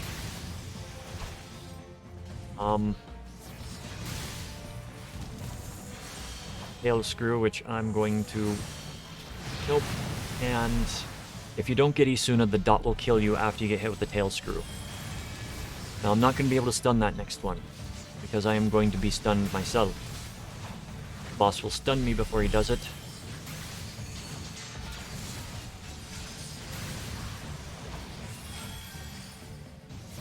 I'm going to spew the bile on 2 people now. Oh, he did it on me. I'm going to go like that.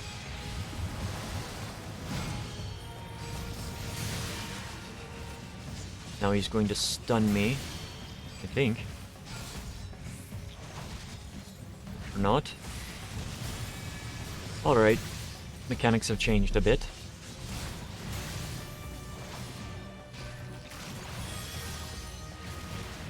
Alright, I stunned him for that.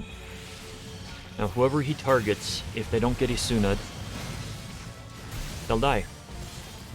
Okay, there I am. I'm stunned. Now he does the tail screw, which drops you down to very low. Near death. But that is what the mechanics are for this fight.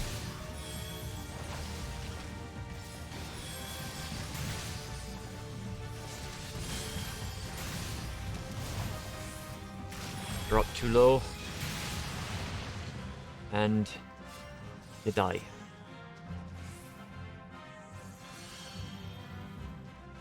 Alright.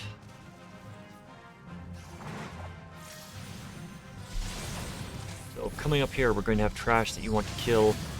The siren.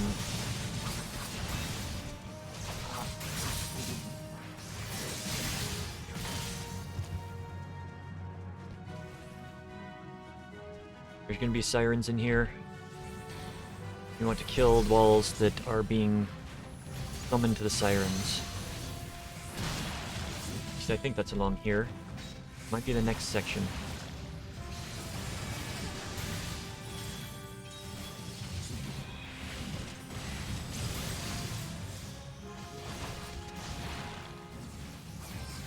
So the reason that you want to kill the balls is that you want to prevent them from healing the enemy.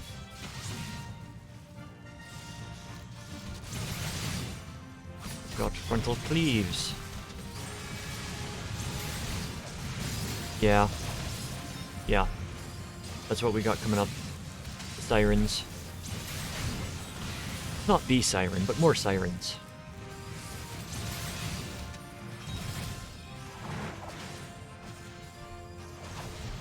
You've got to have a little bit of fun when you're doing this. Yep. There are going to be balls going to these enemies in the center. Brine. And when the brine hits them, it's going to cause heals to go out. But they'll also blow up into an AoE. You want to kill the one in the middle first.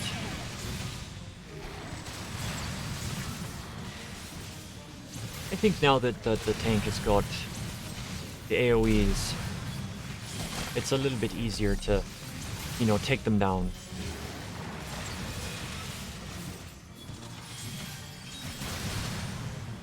you want to, because if they reach her, they heal. But once the drowned wench is dead, they stop spawning. And they disappear. Trying to remember who the second boss down here is. Alright, so we got the brine, got the drowned wench. Make them all come for me.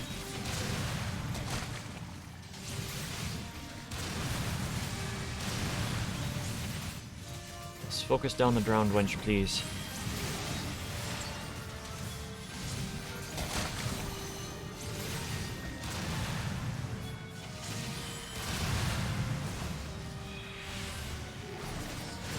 See if we can get the wench down before we get there. Yep, we got the wench. Brine disappears. And, ah yes. Second boss is coming back to me now.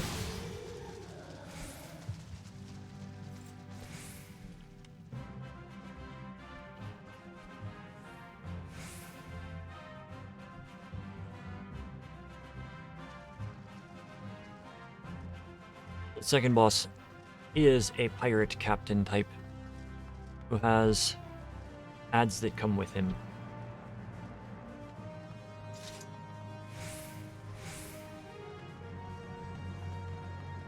And as the tank, you are going to try to pick up every single... That's Captain Madison again. He's been transformed. Some sort of briny creature. I've got a feeling that this dungeon was heavily influenced by Pirates of the Caribbean. I'm realizing that my pirate accent sort of sounds a bit Irish as well. Alright, he's gonna charge and he's gonna do that. But don't worry about that, that's gonna happen. Target you, do stuff. He's gonna charge around and do stuff. And you want to do enough damage as he targets somebody with that crosshairs. But he'll stop doing the attack. Now some of these ads are going to root you. They're going to root you to the spot and you won't be able to move.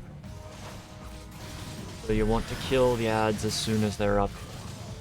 Usually. If you have an AoE like Mage. What I mean by that is an AoE limit break, like the Red Mage. Then what you want to do is you want to take him out. So he'll charge one, he'll punch them, and then he'll target somebody and he'll just fire and fire and fire, and you want to deal damage to him until... Yep, and there we go. The Captain's Slave is the one that we want to get rid of. Fast. Ah, darn it.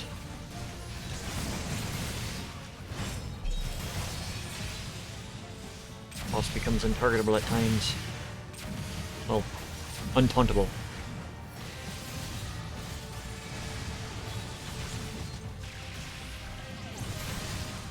Boss runs away. Now we just have to kill the ads and we're good.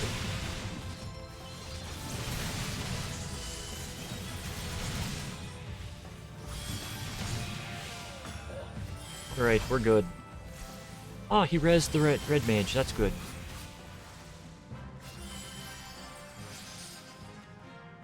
Okay, I do not... Yeah, I'll need on those, just... trade them in.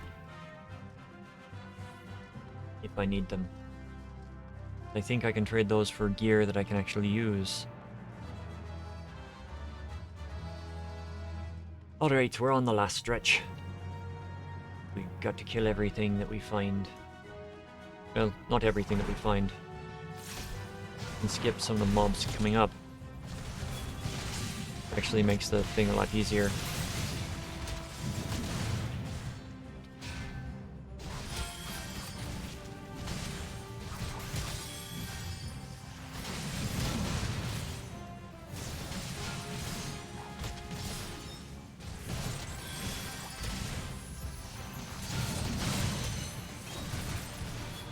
Coming up, we're going to be having a sort of mini-boss type thing that will happen.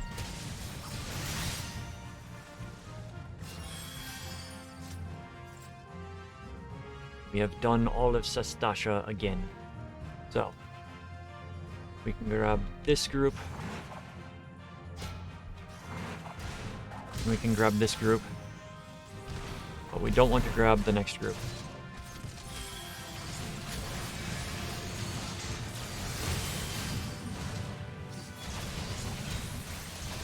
Come on, Bosun, get over by me.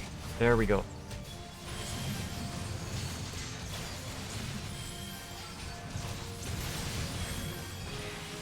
Okay.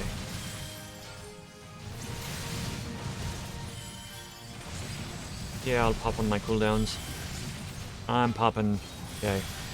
Didn't want to pop that one. Popped out of my accent because I was... Ah, no wonder things aren't dying fast. Lost one of our DPS.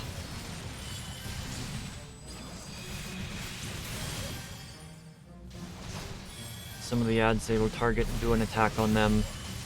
Regardless of what you do, you need... Only way to get them out of that is to stun them. Okay, so... Gonna wait for mana to regen.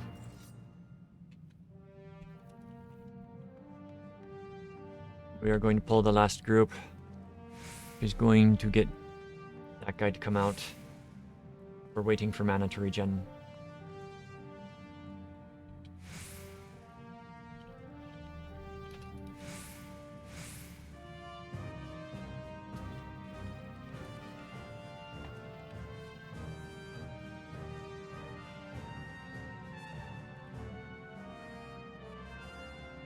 Alright. Everyone's got their mana back. We're gonna grab this. This guy. Oh. My mistake. We gotta kill this group first.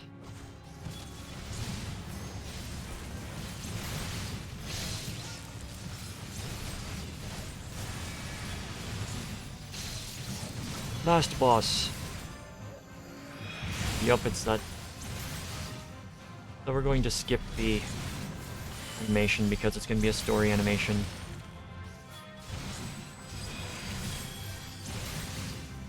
I don't want to reveal storyline.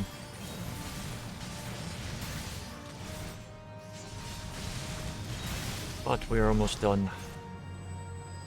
We're almost there. Now, first mate.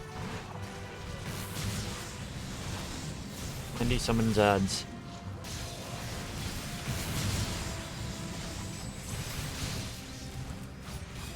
Holy crap, he melts these days. Okay, we're gonna do arm's length. Do reprisal.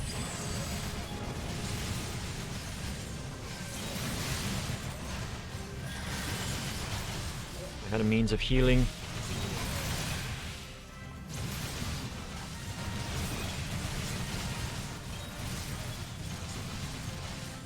Now, if you've got an experienced group, occasionally they will drop the limit break right here. Just end it fast. You weren't on my threat list. I thought I hit you. Alright. We're going to skip this animatic.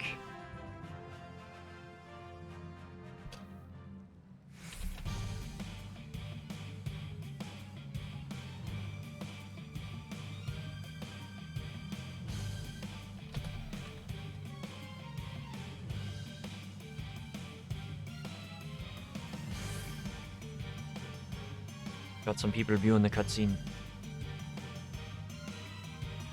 So in this fight, it's going to be a giant squid, and you want to attack and destroy the tentacle, or you want to attack the arms. You ignore the tentacles. Okay, let me rephrase that. You want to attack the arms.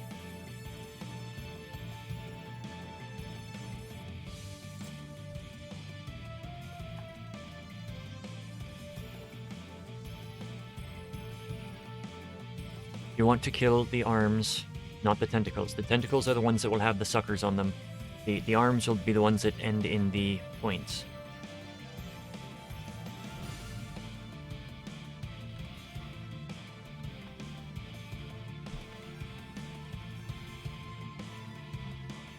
So, this boss is going to blind anybody that's standing near him with an ink attack.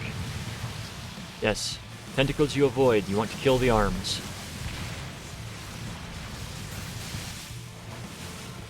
It's okay to get hit by that cannon. Get ink jetted. It'll blind you for a little bit. But you want to kill. Let me open up.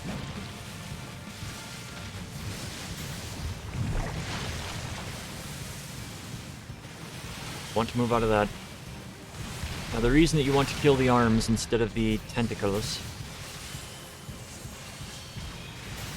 is because the... Oh. Run away from that. Run away from that. So, throughout the fight, the boss will try to bring the arms to bear. We'll do a massive attack if any of the arms have survived.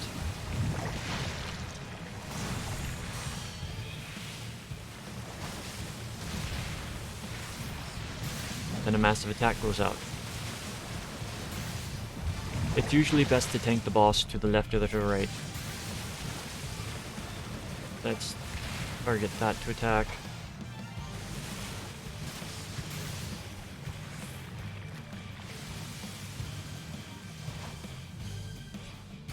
Alright, he's gonna bring one of his arms to bear, I think.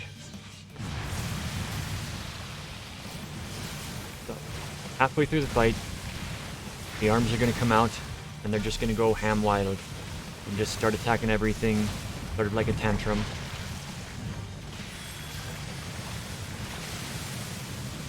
They'll occasionally shoot out ink blots as well.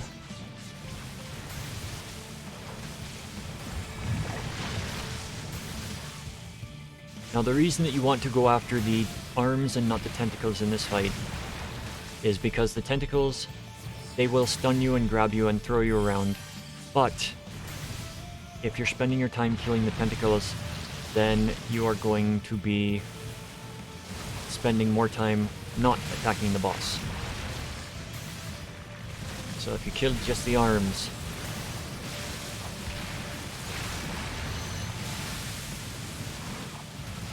got to have somebody in melee range. Don't have somebody in melee range. It's attacking people with ink blots more often.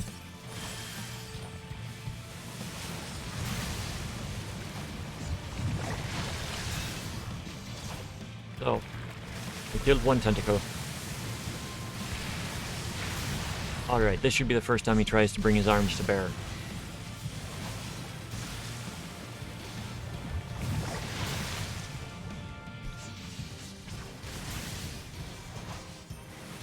Ranger Tides. This is going to be where you've got all of the arms that come out and just go nuts. No, I take that back. Ranger Tides is when he tries to bring the arms to attack you. So, kill the arms. And they'll knock you back occasionally. Just put up with that.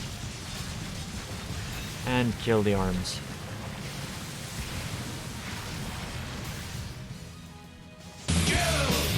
Oh! What a wonderful thing to have at the end of my video. Thank you for a subscription there, Andy. I appreciate it.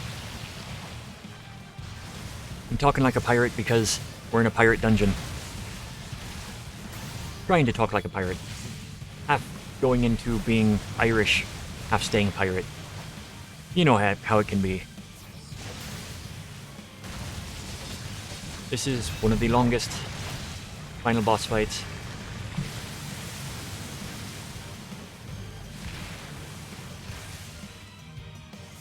And I'm hoping that somebody will limit break the boss so that it goes a little bit faster.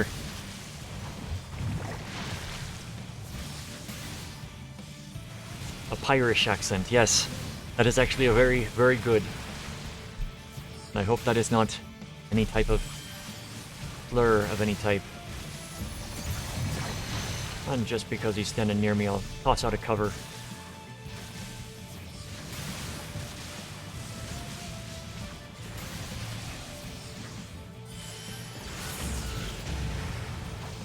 There we go.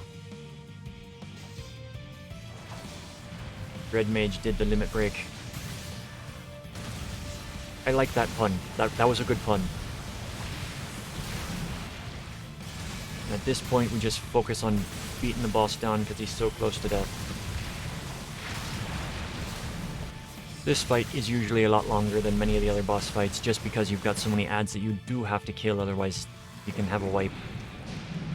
Skipping that because that is storyline, and we don't want storyline in these videos.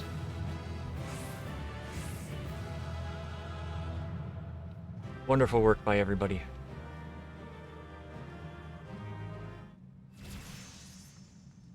What do you know? Gotta level up. I forget where I turn these in. I think they're with Rowena. Alright, we've done that. Irish is apparently a song name. Okay. So, the funny thing is, there's going to be another pirate-themed level, so that accent will probably come back. How you doing tonight, Andy?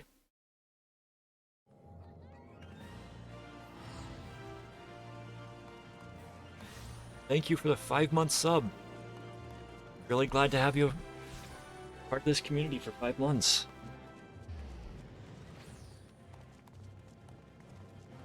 Do we have anything? Not. Alright, we are going to the Miners Guild. So, what I'm doing right now, Andy, I'm just going through, I'm doing dungeons.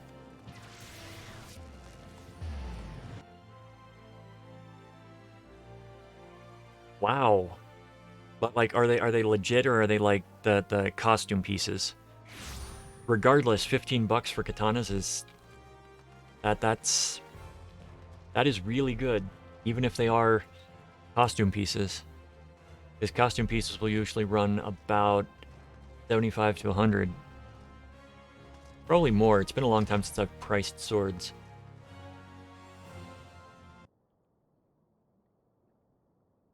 Yep, we don't want storyline. Now does it say go to Karn? Now it says go to Karn.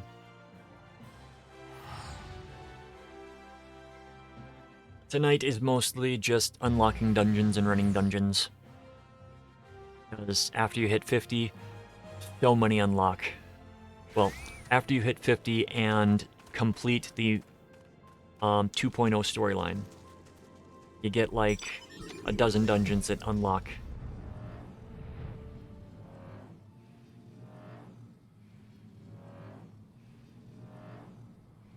Oh, that's my best friend in high school. He's he half Japanese, and his birthright, since he's the eldest son of he's the eldest male heir. His birthright was a sword that, if it had been in Japan before they put the ban on exporting of Japanese artifacts in place, it would still be over there. But it's a sword that dates back to like the 1500s, and that, you know, has battle damage along it, and you can tell has been reforged a couple of times. So, yeah. Saw it once. But, yeah. That was the eldest male heir.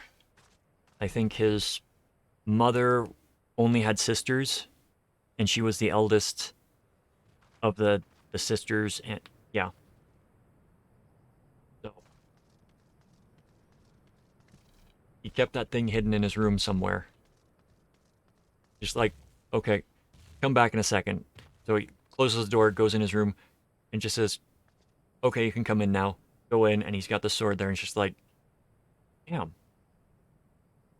I mean, it's something seeing a sword that was wielded by somebody, but it's also different seeing a weapon that you know for a fact has killed people.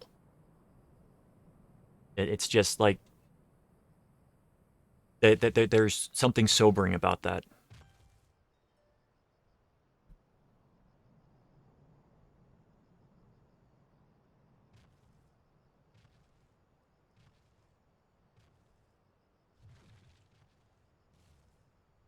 Yep.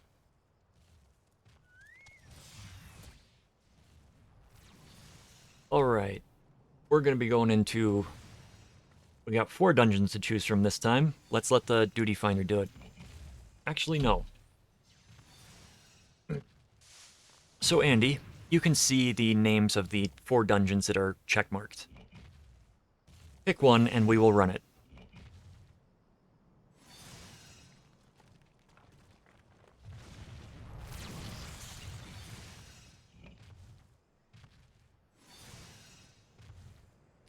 Sunken Temple of Karn.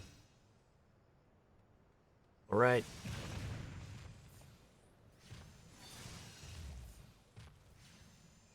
I'm gonna have to go spend some of my poetics. Ordona, here we come.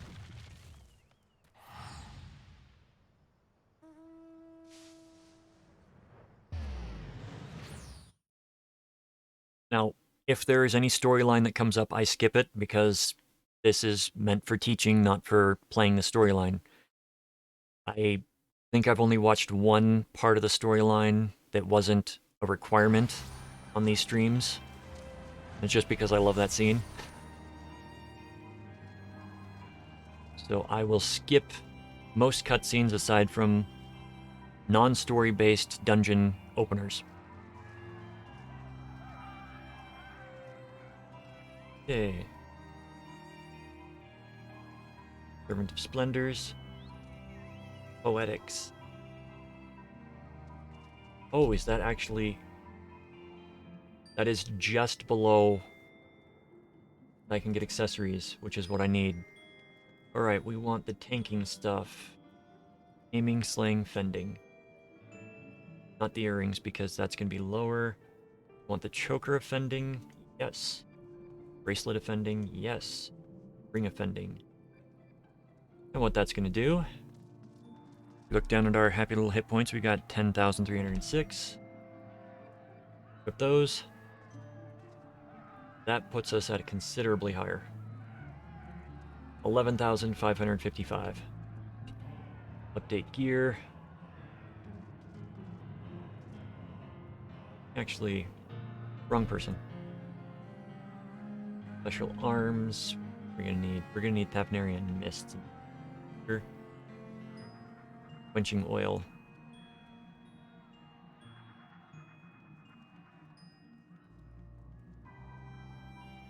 Only reason, well, we can't wear that helmet. Only reason I'd get this gear is because of how it looks.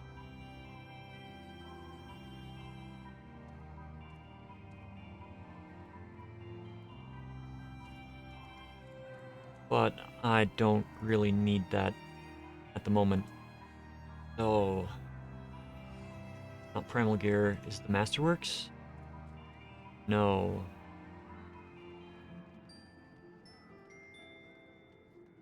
What are we looking for? What are we looking for? Oh. Rowena's token Nope, that's Rowena's tokens. I am currently playing as a paladin, which starts out as a gladiator.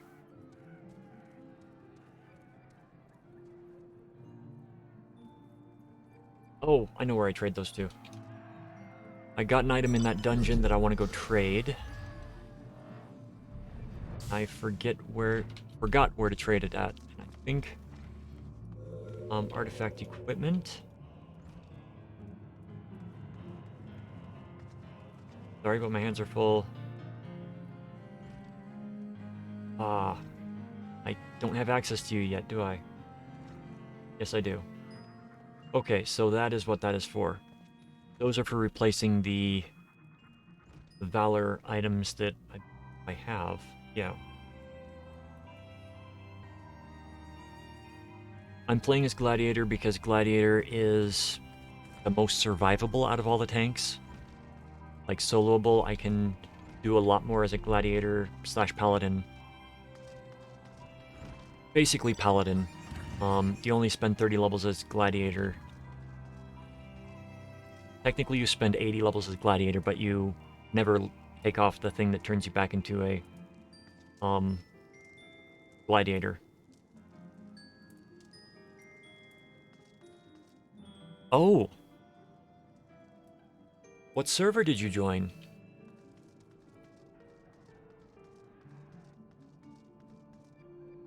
I was not aware that you hopped into the game.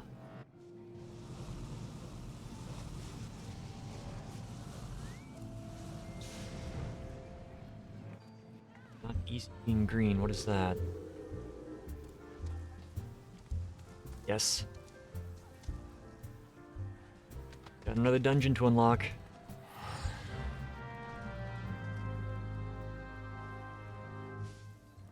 Another dungeon to unlock.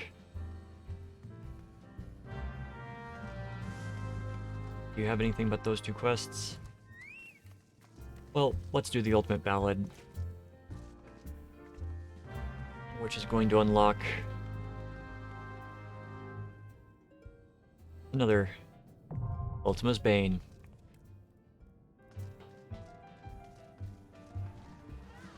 Ultima's Bane. You have to say.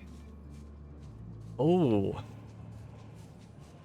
So, when you hit level 50, when you've completed the main storyline quests for 2.0, you want to come and talk to this person to unlock the raids. The 24-man raids for the A Realm Reborn section.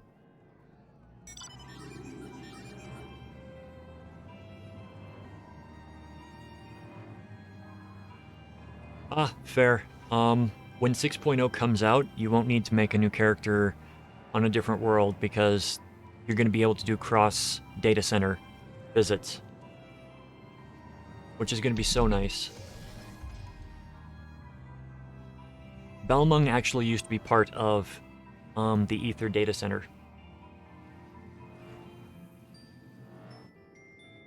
They switched it off when the Ether data center started becoming way too overpopulated.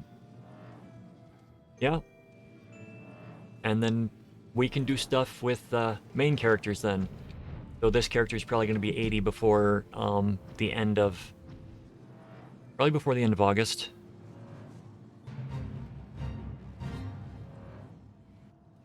But if you need any advice, any help, feel free to watch my videos. Go back and definitely ask me questions.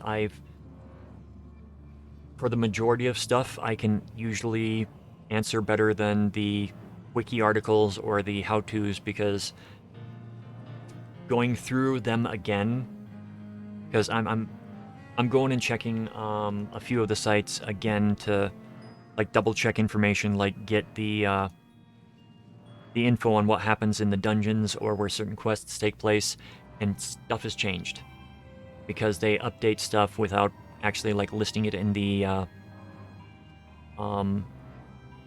patch notes. Like getting a retainer. Did you know that you can just get a retainer once you finish a level 17 quest instead of having to seek out a quest giver and then go through a bunch of hoops in order to unlock having retainers? Do you even know what a retainer is?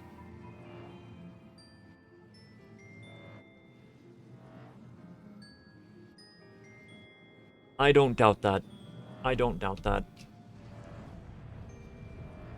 So one of my friends has been having some problems with the influx from WoW, as there are players that don't know how to play, and they have a very short fuse since these people have come in. Like, retainers are great. Now, have you unlocked ventures?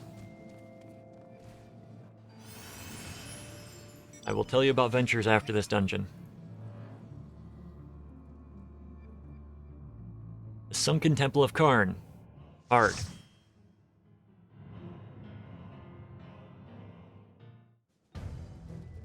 Welcome in. I am doing this with some people in chat, so I'll be talking with them, so I will still be giving the fight rundowns while we do that. Level 28. You've got a ways to go, but if you enjoy good storyline, you are going to enjoy the plot. Because, basically, in 2.0, I found that there is more story than in all the expansions in WoW. But that's just my opinion based upon finding all the stuff and what I remember.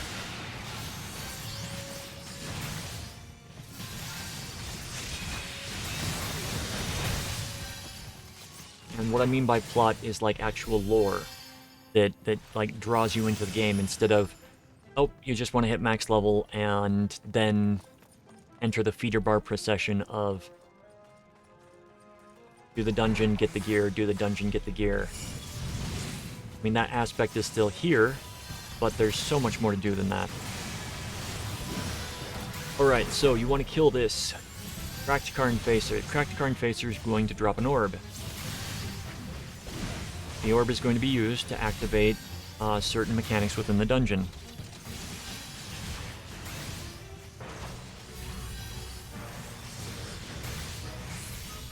Oh, I forgot how much I love this dungeon. This is so much better than the original. Sun Sphere. Get the sphere. Alright, now, we've got a party that knows what they're doing. As you tank this, they will open the door. If they don't know what they're doing, or they're new to the game, they're not going to open the door. Because opening the door lets me tank these in a spot that allows them to take massive damage, because there are floor spikes that are damaging to both me and to the mobs.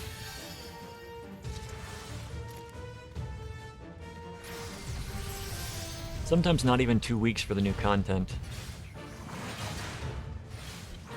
Because I remember new raid dropped, and within like the first 5 days, people were clearing it, and it was like at farm level within the first week that it dropped, towards the end of Pandaria. Alright, door's gonna open. We have got a hole. We jump down, we turn around. We don't take damage because they remove that mechanic. First boss. First boss, you want to target the part of the boss that lights up. So, the tail is the part that is lit up. So I will mark it so that they know what to attack. When this gets destroyed, we want to run away from that guy. He needs to run away from the party, because that's going to drop a sandball. If you get marked, it drops a sandball, which will do AoE damage to whoever's around it. So if you get hit with the mark, run away from the group.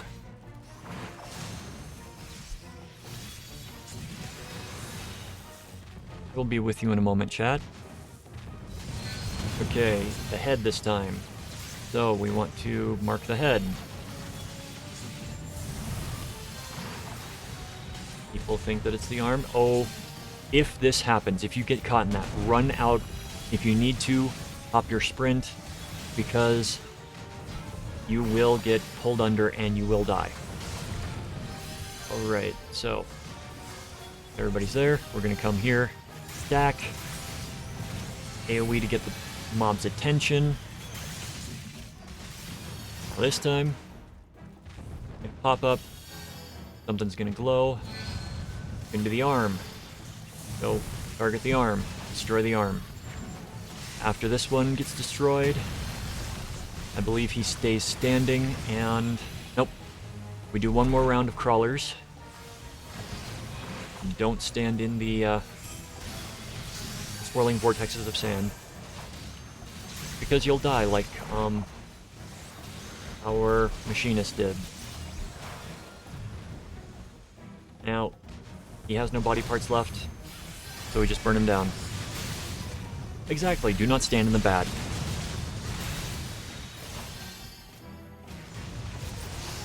No, no, no, no, no.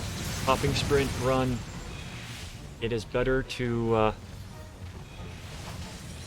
even though the boss is so close to death, it is better to run out than to stay there, because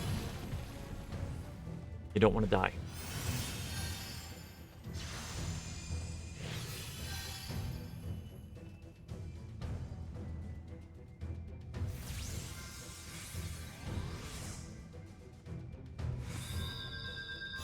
Only negative thing... Yeah, usually... Balmung is an RP-heavy server. Balmung is definitely an RP-heavy server. And so, along this section, you can usually skirt the enemies and just ignore them. You can climb up the wall and go around, but it's too much time and they die so quickly now. Just kill them. Balmung has been a very heavy RP server. If you find people that are trying to roleplay with you, you just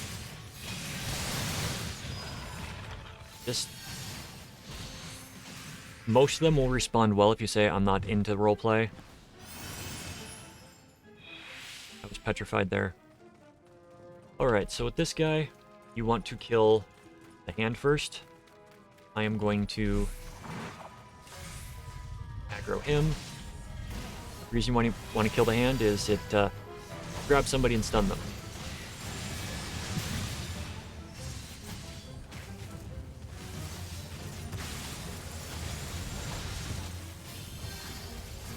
Don't kill them before the AoE goes off on that person, then person takes damage.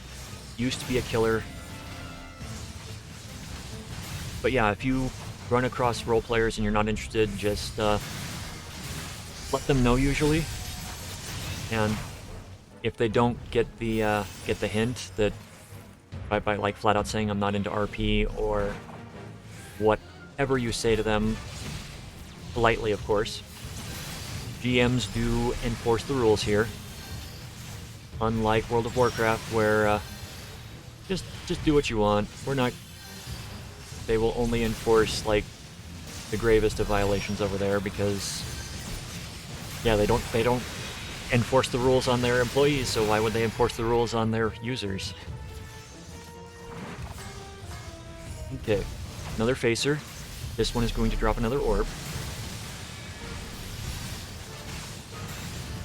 But yeah, usually if you just tell the people you're not interested in roleplay, they'll get the hint and go on. If you're like me and you play with female characters, some of them don't. Some of them are complete jerks. Yes, you can. You can mark yourself as being an RP. I thought there was another group down here.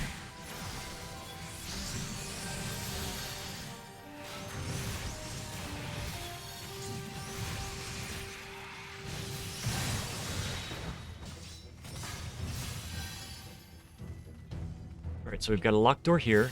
There's a chest over here if you want to go get it. Oh, we've got another one of those.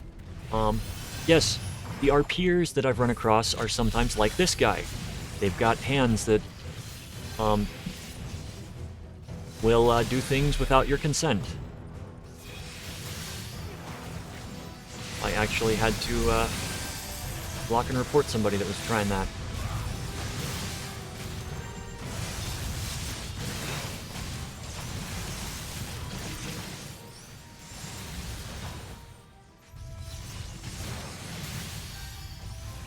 Yeah, you'll get that across all games, but I've found usually in this game at least I have not run across too many people that are like, I can count on one hand how many people have like done stuff like that with my characters, and I played female characters the entire time.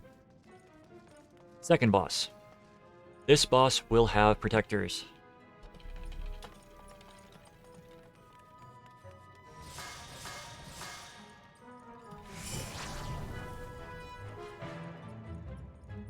This boss will do a countdown.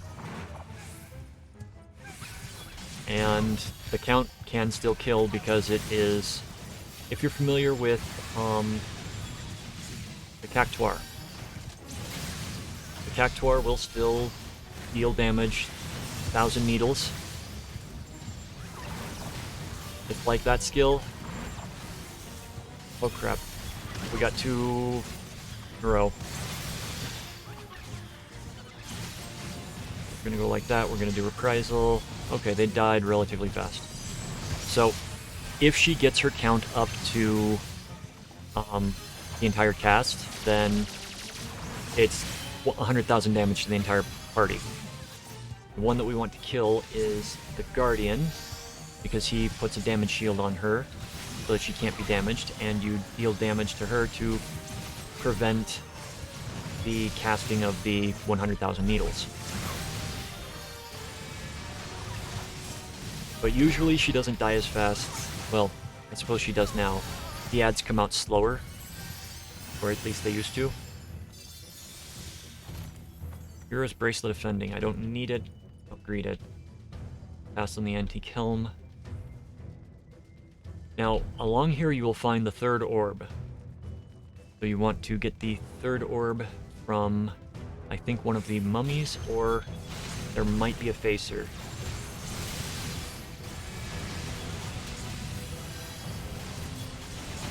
Well, you should be good in this game. As I said, in 8 years I've had less than 5 people that have done stuff like that. And only one of them I had to report because the others kind of... Nope, he dropped the Star Sphere. Remember to grab the Star Sphere from that guy because you'll be running back for it later if you forget to pick it up. Or you'll be sitting there scratching your head going, why can't we move forward? So, yeah, this game, don't worry about playing a female character. You should have no issue. Most people are respectful of, yeah, I'm not into that. And there are entire venues that are built for people that want to participate. Player made, of course.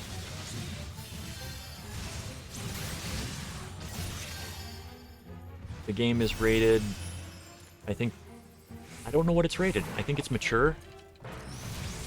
Or, stop, come over here, attack me, don't attack them. I don't know the rating on this game. I think it should be mature because there's one quest that, yeah, they insinuate very heavily that something happens to one of the characters. And it kind of was a moment that I realized that this game is going to have a very potentially dark storylines coming in the future. So they do not pull some of the punches in this game. Alright, Karn Guardian. Let's just kill him. We don't need to pull the rest of them. This guy's going to do a jump attack, which I'm hopefully going to be able to stun. Oh, Andy. One important thing, since you are playing a melee DPS, stun in dungeons is for trash. Let the tanks do the stuns on the bosses unless they specifically ask otherwise. The reason being is you can wipe the group if you make the boss immune to stun. Stun also does not do damage in this game. It's just a stun. So there's no reason it should be in a rotation. Just any bit of advice that will potentially save you in future instances.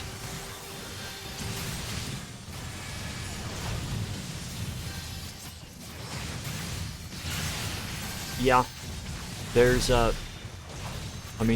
a lot of death in this game. There's a lot of death in this game. A lot of... yeah. Alright, once you get here, you clear the trash. You will put both of those in, which will activate the magic pedestal. Once you do that, it opens up the gate. Then you can run up and say hello to the boss, which I don't have to skip.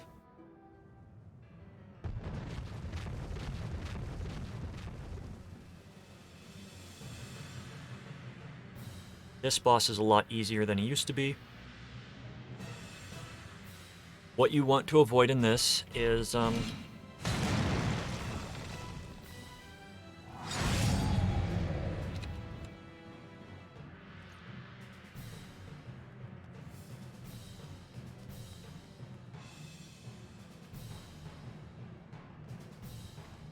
So, this boss, you want to avoid getting hit by the ads that will spawn. You want to avoid becoming a mummy, basically. You get 4 stacks of a debuff and you will turn into a mummy. There are going to be coffins that will spawn at various locations, and enemies will charge through. If you get hit by them, you'll get a stack. Or more, like the healer immediately became a mummy. So I am going to have to hit hollow ground. And use a potion. And use my damage reduction because the healer is out of combat for the next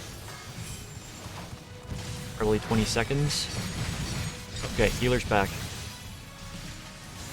So, that shows you what will happen if you get hit. You're basically taken out of combat for about half a minute. You can tell where they're going to be going because they're going to run straight. Come on, healer. Pay attention. Pay attention. Pay attention. You can't... Crap. Someone else got hit. Oh, both our DPS are at 4 stacks. You will always get sent to a corner when you are turned into one.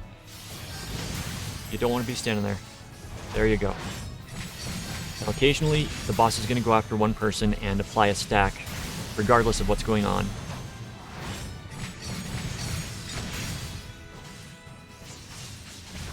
So this is actually a very good... this is a very good teaching experience of the fight. Now, this fight was made significantly easier because 4 of those used to spawn at a time. So you'd had to pick the one spot that the mummies weren't running through.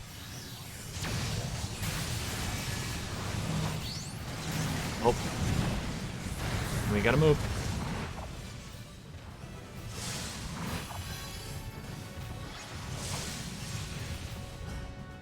And that was Sunken Temple of Karnhard. Yeah, there's not many reskins. One thing that I appreciate about this game is, so in one of the raids, which I will probably get to tonight, in fact, I'm probably going to go unlock it right now as soon as we get out of the dungeon. The bosses from the first raid dungeon are trash in the second raid dungeon. And the bosses in the second raid dungeon are trash in the third raid dungeon. So it sort of shows a progression of your character is stronger, even if the gear doesn't reflect that. So you don't necessarily get more powerful gear, you are still shown that your character is stronger because, like, in there, that golem that we fought before the last boss, that was one of the bosses the first time we went through the dungeon, and it was trash in this one. Leave them alone. Leave them alone.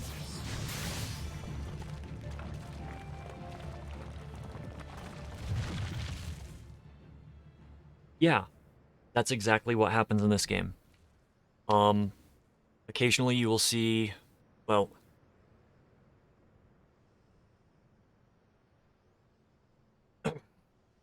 excuse me. One of the bosses of Amdapor Keep is is a trash mob in the first raid. So we are going to go and visit, is it Mordona? Yeah, we are going to go unlock. I'm not going to do the storyline. That's not what this character is for. And I'm going to go through the first raid tonight, if I can. There might be a bunch of hoops to jump through before unlocking it. I remember that the quest chain was... The quest chain to unlock this, the storyline is great. And the storyline actually matters for the world. Later raids, the storylines are more side story than you know, actually linking to main story. So, they're still good, they're just not related in the same way. We need to come and talk. Bypass. Bypass.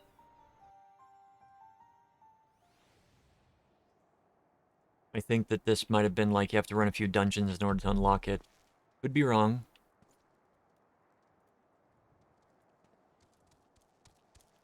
But definitely pay attention to the storylines. Survey the designated spot in Ugamoro and Sapsa spawning grounds. Okay. That we can do. Map. Noskia.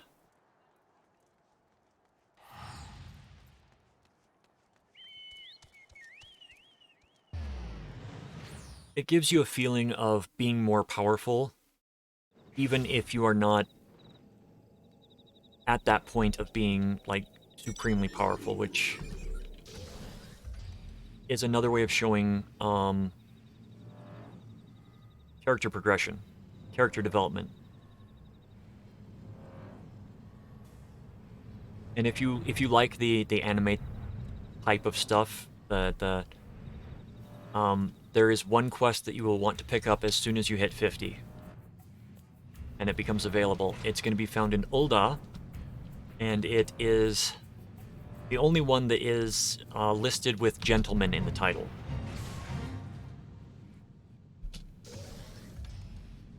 Oh, I gotta go back. It basically starts a comedic quest chain that spans a few expansions. And it's really fun. And I actually have to go through it on this character because it unlocks one of the, a couple of the trials. I forgot about that, so I'm glad I had to remember that. Thank you for being here, Andy.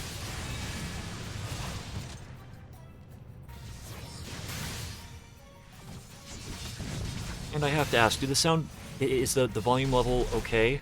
I had to mess with some settings because OBS went nuts yesterday and everything was in the red whenever I spoke. Okay.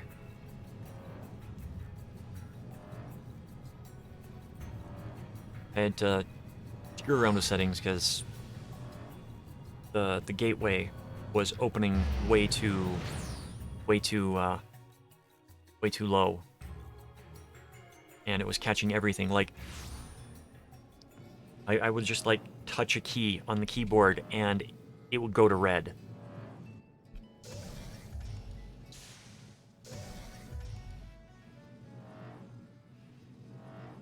You got a hell of a storm outside. So what are you enjoying most about the game so far?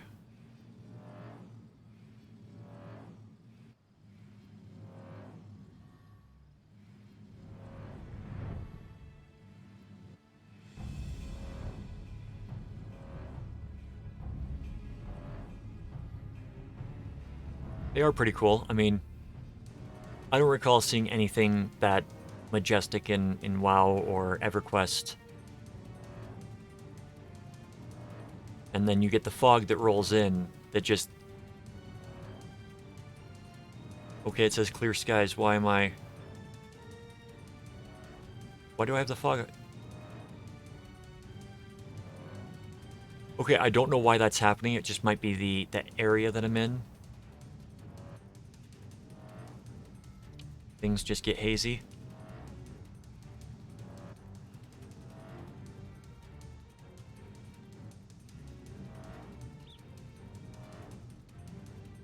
Where do I have to find this? Okay, it's over here.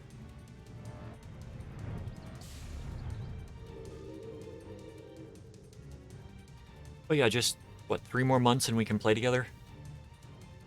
Which will be fun. Until then, I'm going to be doing this at least once a week. I'm going to be going through and doing dungeons and progressing to basically show how to run the dungeons. And in the between times, I'm going to be trying to do some shorts and some tutorial videos, particularly with stuff like the relic weapons, how to play your class appropriately, what skills are going to become important, and I'm going to have to talk to friends that play certain classes more than I do, particularly healers. One of my friends was complaining that they typically play healers, but they've been doing Dark Knight recently for the relic weapons. And one white mage that they got was not using Holy, and they were not using Benediction in a level 50 dungeon. And Holy is a level 45 skill you get from White Mage quests, and Benediction is the level 50 skill that you get with the White Mage quest. And they are important. They are not, they're not once-in-a-while type skills. Benediction is a full heal that you should be using almost every time a tank pulls. It should be part of your rotation, and you should be waiting for it to come up to use again. There are other skills that are the oh crap buttons, and that's usually swift cast. Back to Mordona.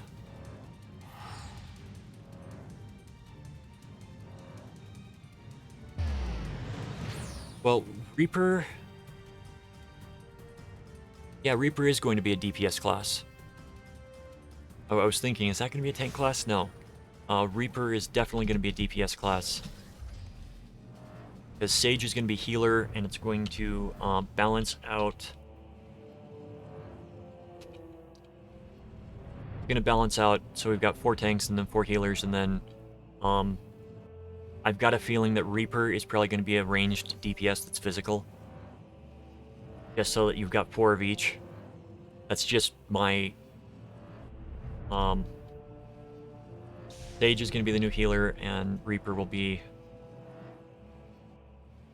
Liz! Welcome in, Liz! I'm happy to see you, Liz. How are you tonight?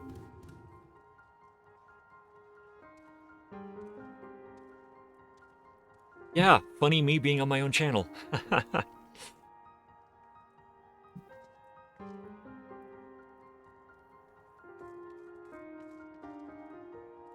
Survey in Amaljas Sentry. Okay, so we've got to go to those places. Would make sense that I've got to go all 4 Beast Tribe areas. So yeah, my stream hasn't been this active in a long time. I'm glad you all came in.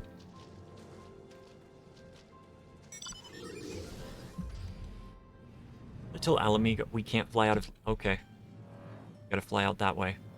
Yeah, Reaper, I think, will be a melee, or a ranged DPS physical, so it'll be Bard gear, Dancer gear, Machinist gear. Possibly, or it could be Plate, which means it's gonna share gear with Lancer. Dragoon.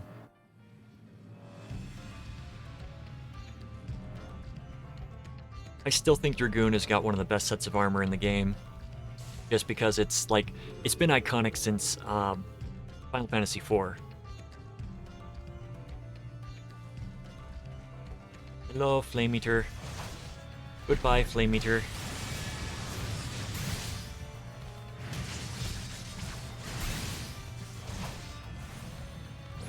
Ooh, it'll be another pet class. That'll be interesting.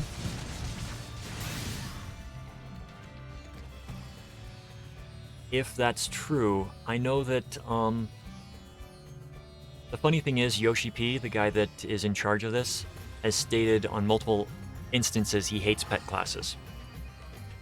So, we'll see if it's going to be an actual pet, or if it's going to function like the summoner's summons. In years past, you actually had control over the summons, but they weakened them a little to strengthen the spells of the summoner. and you focus more on the limited summons that you get, like Bahamut and Phoenix.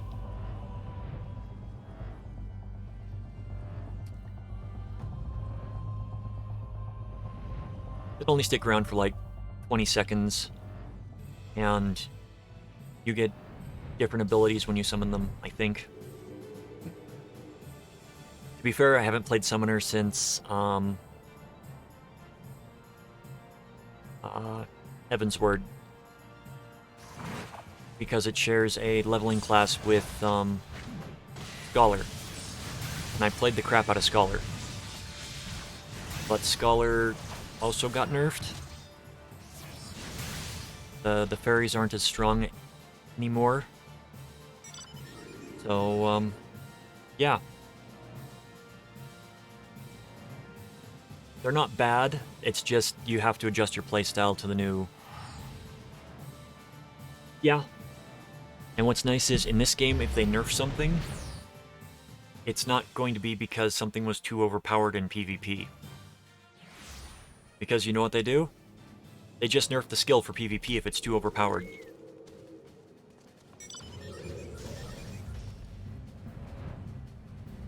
When you reach the point where you unlock PvP, try anything but the Feast. The Feast is basically a 4v4 arena. If you like 4v4 arena, go for it. But I recommend the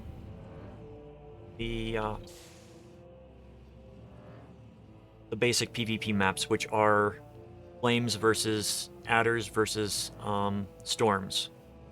So it's you've got two enemy groups that you're fighting against, always.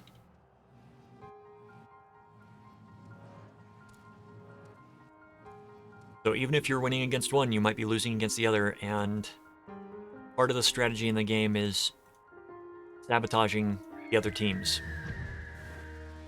Knowing when to...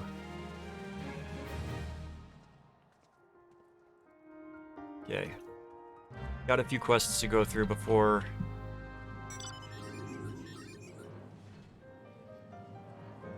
Raids have not been unlocked, okay. It'll be a little bit before I unlock the,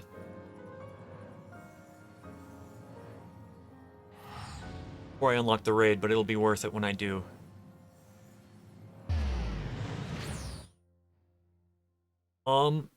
Ninjas... So, the way the PvP is set up is, if you've been in a dungeon party, you know that you have a limit break that will gradually build up through the dungeon, and you can use it on bosses, etc. You have an individual bar that is like the limit break bar that you can charge it up. I think you can only get it to 2. You might be able to get it to 3, but if you kill a lot of people, your bar will fill faster. You'll get a buff that means that you can generate the bar quicker, so you can use your ability more often. When it comes to the classes in PvP, it's really up to the player's choice. You can switch jobs while you're in there. So if you get in there and you see that your entire team is filled with tanks, you can drop being a tank and try to become a DPS or a healer. And if you get in there with no healers, you can pop over to be a healer.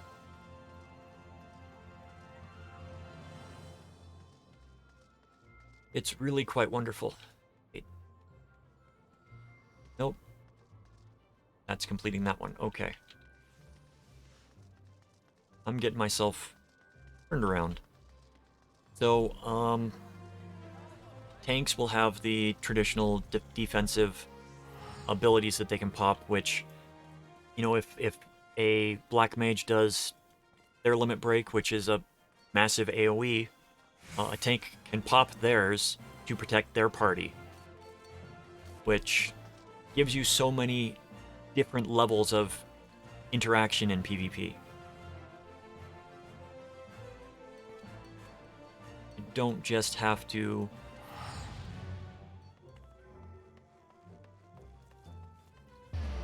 you're not streamlined. You're not like shoehorned into a role when you enter PvP, whereas in other games you have to do your character's role.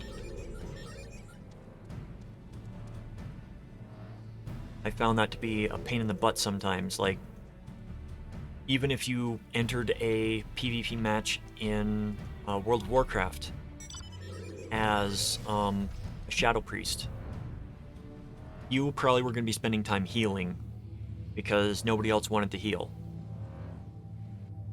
Stuff like that.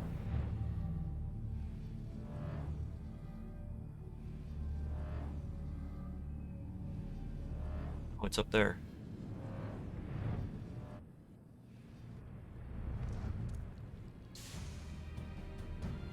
Rescue Wedge from the abandoned Amalsham Mithril Mine.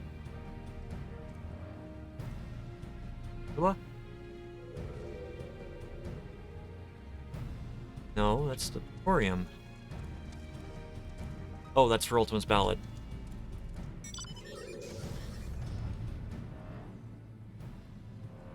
This is why I don't like taking a lot of quests at once, is because I get distracted. That's what this stream is for, is teaching how to do well in the game. How to hopefully not pick people off. How to play your class. Like Monk. Monk has a lot of positional attacks. And while you don't necessarily have to move into the position to use the skills, it's usually a dramatic increase in damage if you do. Or it gives you a guaranteed crit if you're standing in a certain location. Right, Wedge, where are you?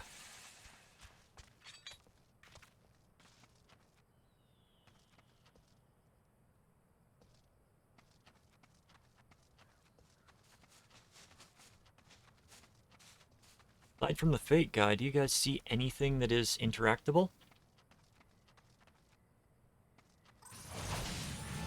I do not.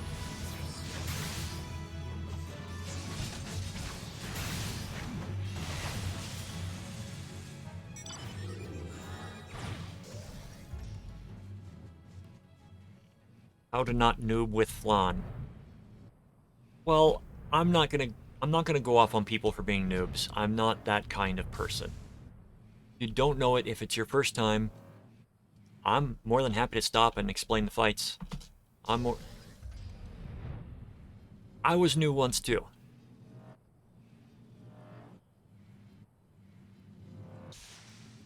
Okay, so he was inside. Okay, Wedge.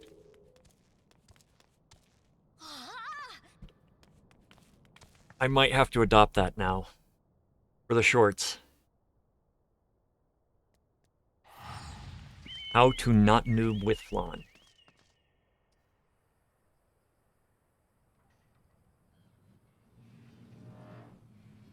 Thank you, Andy. Andy.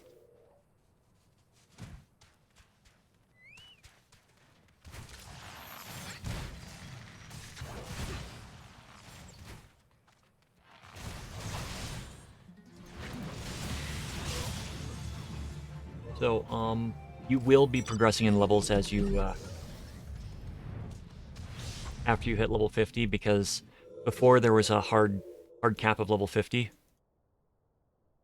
before Heaven's Word came out, and now with the, depending upon how many expansions you've got, you are going to gain experience up to that level, regardless of what your character is at story-wise. Like, I'm level 56 right now. Level 56, even though I have not progressed the main storyline past everything.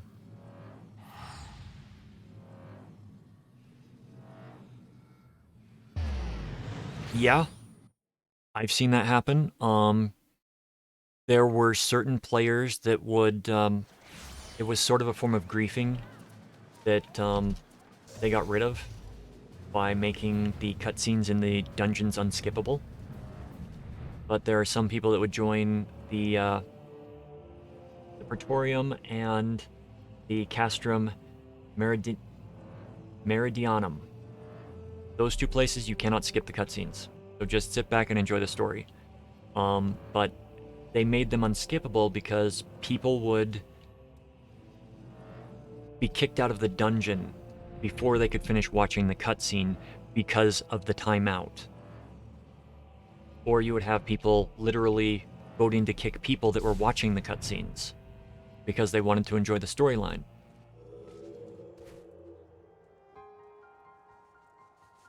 So they made them unskippable.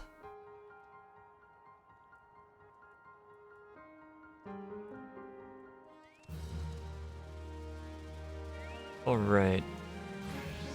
More Gathering of Things. Is this going to be... I forgot how much was involved with unlocking the first raid. Because there was a really big build-up. This was like one of the first major storyline installments that wasn't main storyline quest.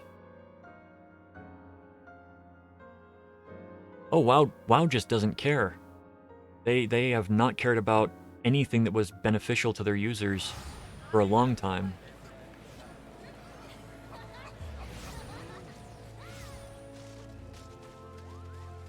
And yeah, I'll rag on WoW because they took a game that had so much potential and drove it into the ground.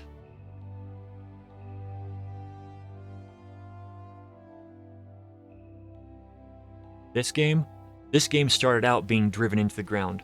1.0 was almost unplayable. And the devs realized what was wrong with the game, and Yoshi P basically was given the reins to save the failure of a game. And I'd say after, what, the original one came out in 2010, I think? So after 3 years of development, they relaunched the game, and it's been going for 8 years strong. I mean, my free company is one of the oldest on the server. Foundation date, 9/1/2013. I joined in October of that year because I put off starting when the game came out because I was in school, and I knew that I would not pass my classes. I would not make it through midterms if I had the game. So,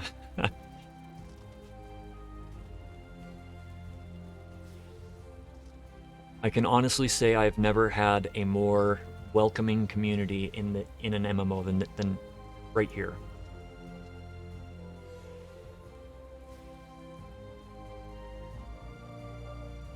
Because, you know, if I need help, I can shout.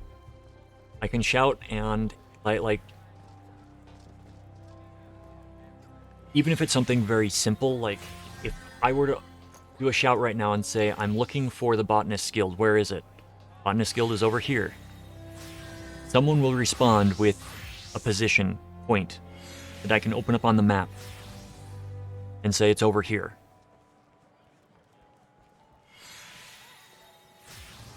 World of Warcraft. I'd ask, where does this guy spawn? Where's the entrance to this dungeon? Because it's not marked on the map. And, you know, I'd get like half a dozen half-assed responses. Or, you know, just like, oh, you gotta find it on your own. Okay. Okay. Alright, so we need to... Of course we need to come over here.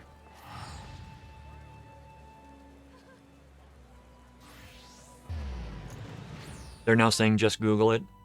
Well, one of the problems I found with this game is Googling it doesn't always give you adequate, proper information because it's always changing. And it's not in the sense that they're changing it on purpose in the game to make it harder. It's that the sites were made when the quests and the information was valid.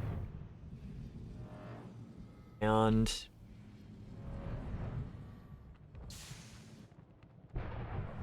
the problem that arises there is they update stuff, they make things easier, so yeah. No, I'm saying that in WoW they can say that. In this game, They can, but you are really hit and miss because there are like 3 or 4 sites that have information, but it's not always going to be accurate.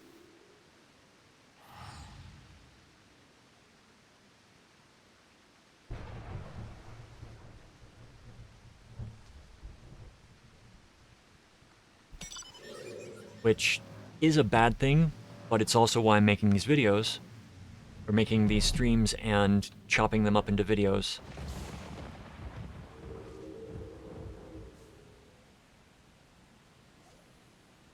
Because people need to know.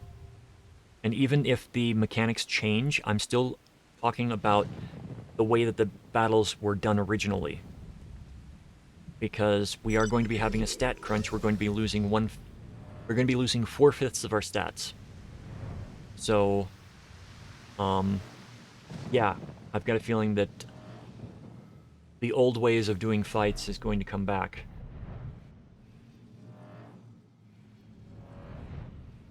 And it's going to be a rude awakening for a lot of the players that came along in Heaven's Word, Stormblood, and Shadowbringers that never had to do the fights at level.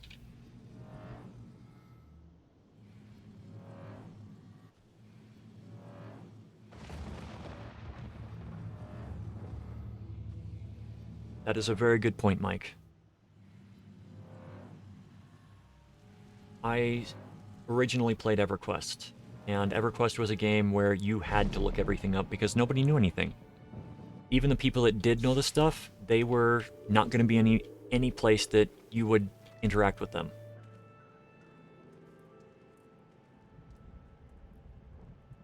So you had to go and look stuff up, and even then there was... If nobody had entered it in on Alakazam, then it wasn't going to be anywhere. Alakazam was the one site that had all of the information for that game. But that game also did not tell you where your next quest was. It would just say, oh, you need to find this item. And then you've got like 60 zones that you've got to look for to find that item. And you can talk to NPCs to try to find out more. It was a lot... There was no hand-holding in that game. There was absolutely no hand-holding. And Final Fantasy XI followed a lot of that design as well. Initially. Oh, we get to unlock this one hard, don't we? Unlock the heart.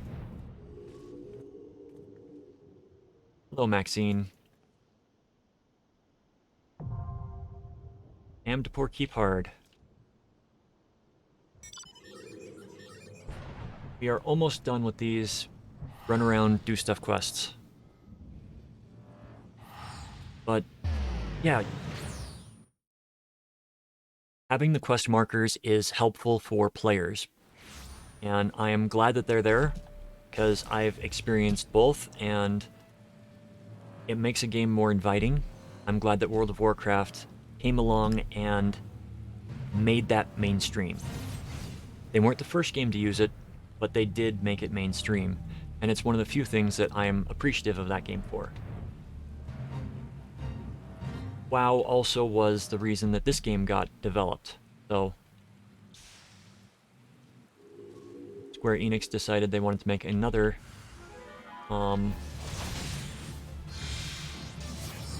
MMO after the success of World of Warcraft. And since they already had one under their belt, they tried to do it by outsourcing. And that's why 1.0 failed, is they outsourced it. Then they went in-house, and we have probably one of the best narratives in a game in years. Not a problem. Enjoy your lurk.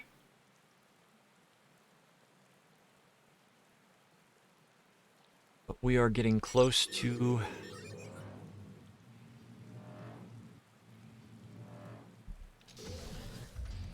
Select rewards offered by the disembodied voice.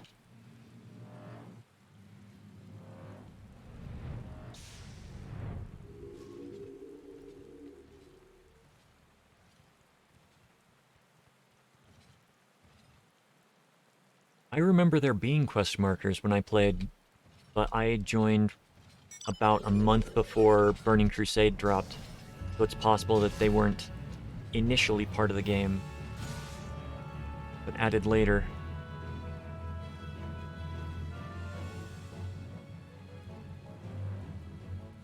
I know there are some quests that did not have markers, like the Warlock quest to get their mount.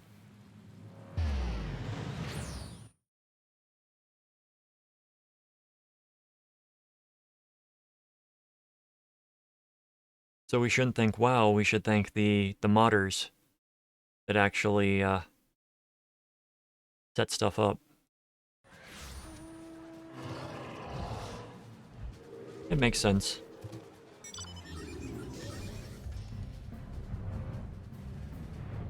I mean, a lot of the things that were added into World of Warcraft were because of mods.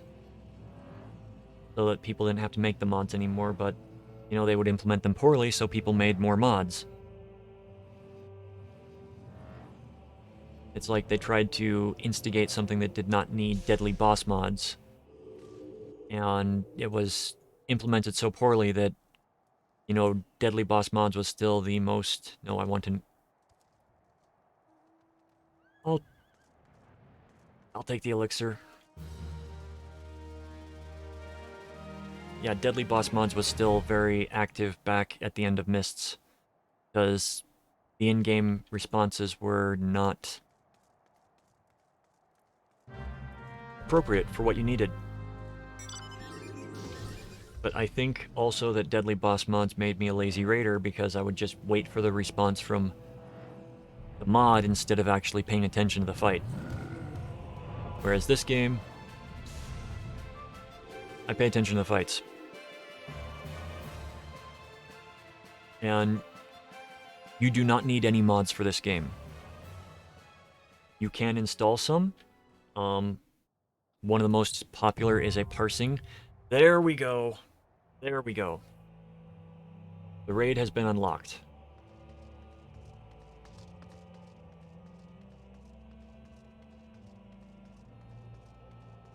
All right.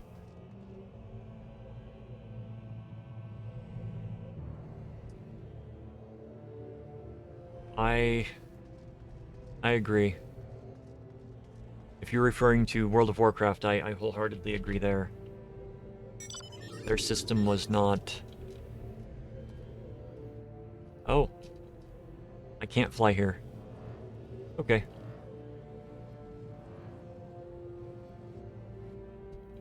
That's right, because this... Why can't I fly here? It's instanced?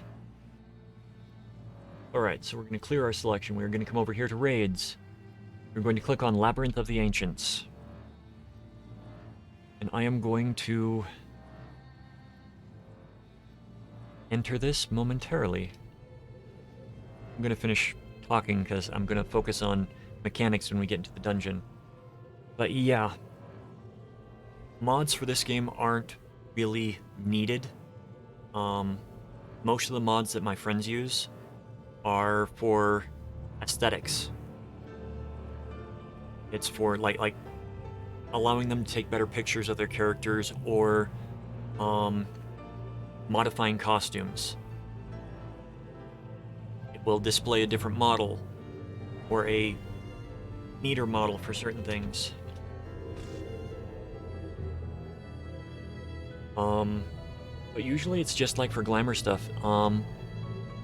Functionality, the only one that I can think of is a parser, which is like, it's a DPS meter. And while the people at Square have said that they're not going to ban people for using the parsing mod, they are going to ban people for harassing others because of parse information. So you can use the mod, just don't harass people because of it. Because if you've played WoW and you've done raiding, you know that people are going to be looking at the DPS meter and saying, well, you're not pulling your weight, so we're not going to be bringing you next time. It's like, I need this piece of gear from that dungeon specifically, and that will give me like a 2k boost in my DPS. or 10% boost in DPS. And it's the only thing that you can... Yeah. I just remember a lot of that crap going on back in the day. The elitism. That's the word for it. Just the downright horrible elitism. Well, you should know how to do this dungeon by now. It's been out for so long. Who cares if it's been out for so long? Might not have run it. Yep. Yep.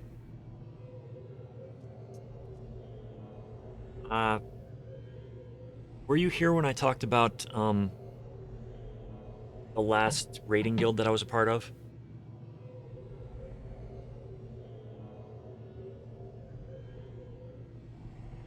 The last raiding guild I was a part of was called Undecided, and it was towards the end of Burning Crusade. They formed at the beginning of Burning Crusade and fell apart at the end of Burning Crusade.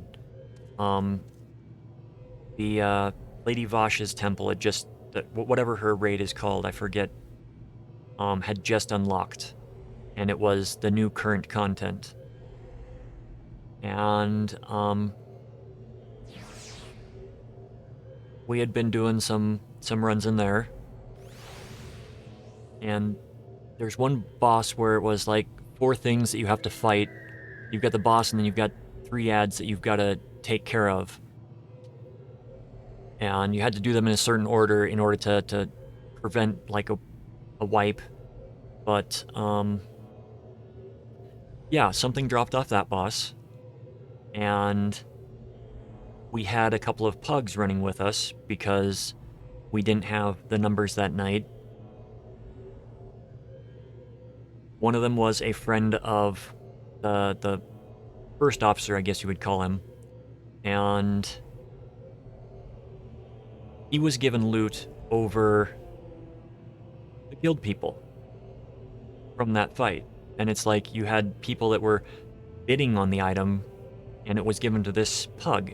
So that was the first thing that night that did not sit well with a lot of us. The second thing that night is a piece of loot dropped that would have been good for a healer's second spec. Some of the healers ran DPS spec. It was a druid item that dropped, and that same officer decided that it was going to go to him for a third spec before any of these others would get it. And I know for a fact one of those healers was there in their off spec. Their main spec could have used that. And so shortly after that, the guild imploded because nobody had any respect for the leadership anymore, because they were given loot to people that did not earn it, in the sense that they weren't there for the raids. But yeah, so that was Undecided, and Undecided blew up shortly after that. And I stayed on that server until I got Wrath of the Lich King a few months later. And a friend of mine invited me over to join her server. So I switched from Horde to Alliance when I did this switch, so I could play with her. And I created my favorite little Death Knight. And I stayed on that server until I quit in Pandaria. I mean, granted, I had times that I just stopped subbing because, yeah, when you reach a certain point in that game, they just had, like from the end of Mists of Pandaria to the beginning of Warlords of Draenor was 18 months. That is 18 months from the last content patch. I know this because I kept track. And it was about when this game dropped is when I just said, I've had it with WoW. I'm gonna go over there and I'm gonna have more fun. And I've never looked back. take that back. I did go back and play the 1 week that they gave me free for having played, where they gave Warlords of Draenor for free. And you could play for a week, and, you know, in that 1 week's time, I played through all the content that was released in that expansion. That is pitiful. In a week's time, I can play through maybe half the storyline that is released in an entire expansion in this game. And that is like 8 hours a day playing through the storyline. And that doesn't even include side stories, side quests, the fun stuff that they add, the flavor stuff, the lore that they steep into the game, and that's the stuff that they gloss over in World of Warcraft. So I think I've said enough about WoW at this point.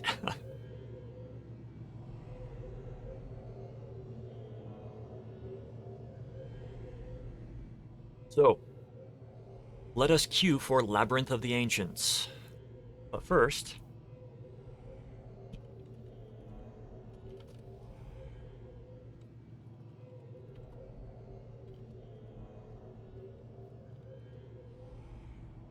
I'm gonna ask my free company if anybody wants to come with me.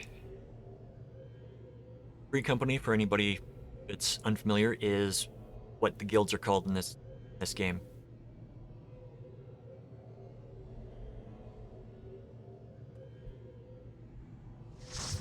Oh,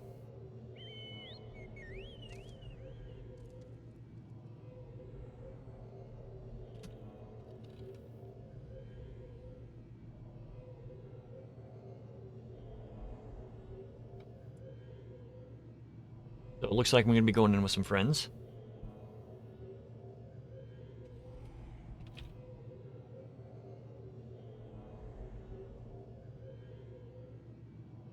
And it's not gonna be an issue.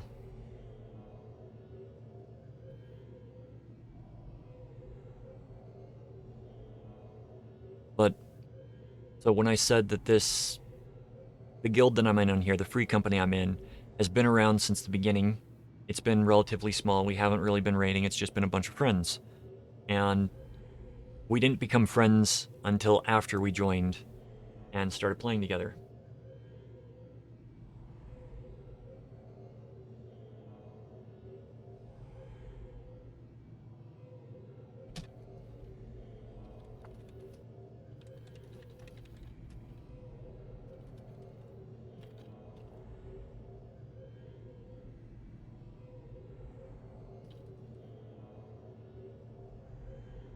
But this is the longest I've been in any guild. 8 years. We're going to be coming up on the 8-year anniversary at the beginning of next month.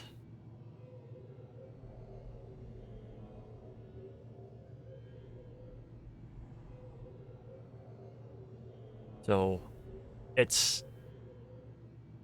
there are a few other guilds or free companies that I've seen on the server that are that old. And on my main character, I'm friends with a lot of the leaders of those, because back in the day I was just like making friends with people and just hanging out, and oh, oh wow, you're actually the leader of that group. Nice. So um Pico is their tag. I think it's Orange Pico uh company. Orange Pico Tea Company, I think, is the name of the free company, and the leader has been the same person for as long as I've known them.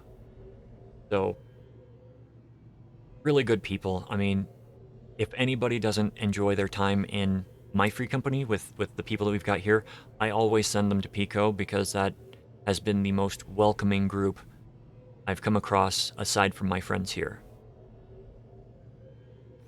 They also are more than happy to help. Hi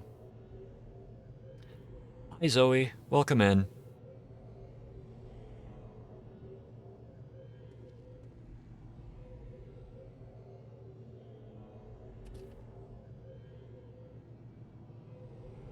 It's raining up here.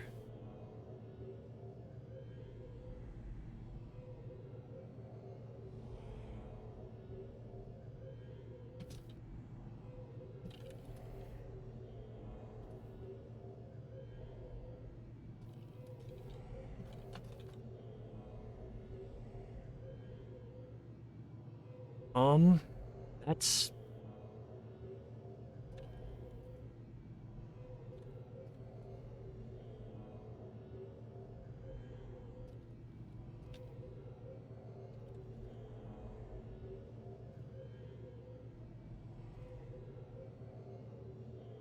Okay,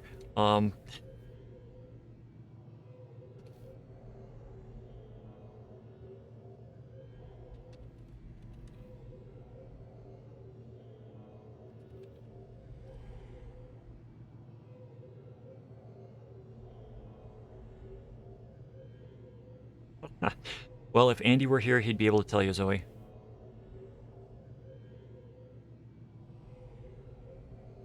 Yes, let's go into this dungeon as... We're just getting stuff sorted out, in party chat right now. We're gonna be going in with mostly a full party. I'm not gonna join voice chat simply because I am doing this as a teaching experiment. Otherwise, I would join voice chat and we would have fun. Just going to town on everything. Thank you for your patience while we're setting all this up.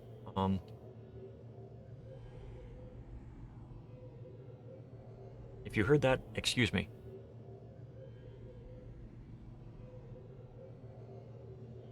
So, what can I say about this dungeon beforehand? It's the first raid, and as I was saying to Andy earlier, some of the trash mobs are bosses from dungeons. So it shows an evolution of your character in what you are able to do. And this is probably going to be another one of those where I'm not going to be main tanking because you're going to have somebody that is probably a max level character coming through and doing it for their weekly, or you're going to have somebody that was level boosted and has gear that will definitely out DPS me, or rather out threat me. Because your gear, leave it.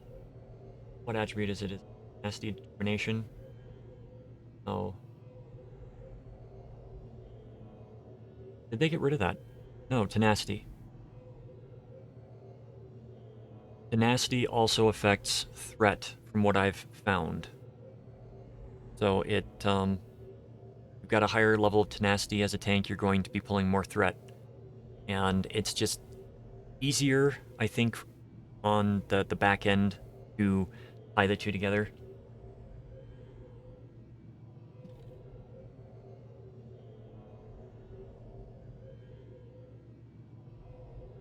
I think you have to click the gear underneath the chat, and then you can change chat appearance. Ah yes, here is Zoe with her perpetual class.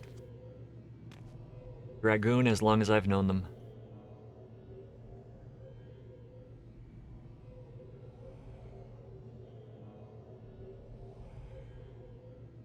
So, we might not get in right away. We might get in right away, but we've got a full party without healers, so we're just gonna have to wait for some people to join us. This is a 24-man dungeon.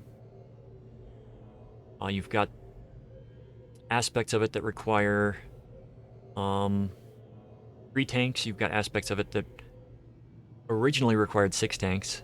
Back when this was introduced, they thought that it was going to be 2 tanks per party, 2 healers per party, and then 5 DPS or 4 DPS per party. And they realized that that was going to cause queues to go way too hard, way too long. Because, yeah, I was sitting as a DPS in a queue for over an hour at certain times. Yep, we're just waiting on healers now. Over here. So they, after the Heaven's Word came out, they retconned the requirements to get in class-wise and changed the fights a little bit. Here we go.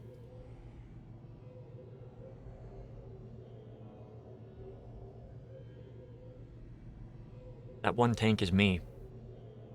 Let's see if the other tanks click.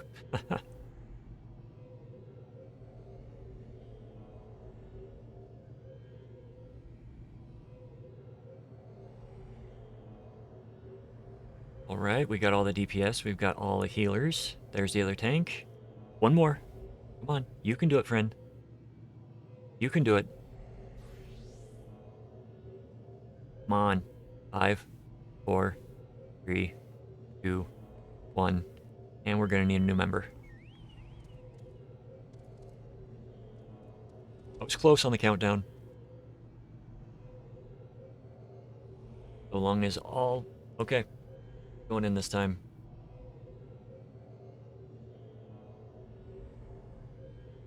Sometimes I've clicked... Okay.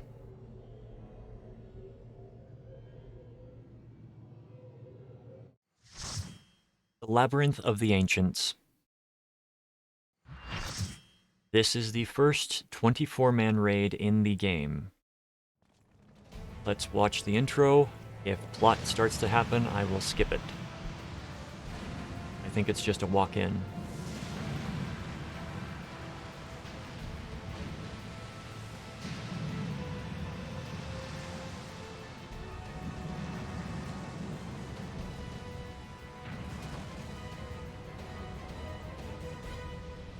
I forgot how epic this looked. Wow.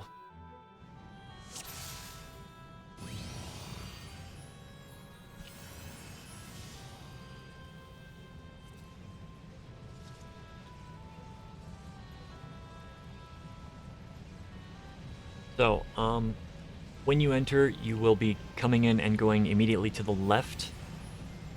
All the other passages will be blocked by barriers. And we will enter the first trash area. Unlike other games, the trash areas in these raids are not significant portions of the game. Alright, and somebody pulled. No, that was just the teleporter turning on. Right, pop our sprint. So this first section, you see these guys? These guys were in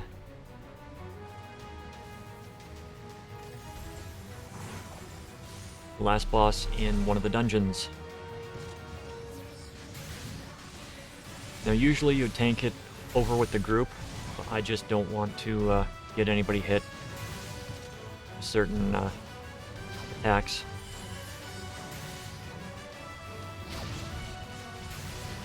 You want to tank them in a stack so that everyone can AoE them down. It'll be easier in the next section because they're not going to have as many AoE attacks. It feels like...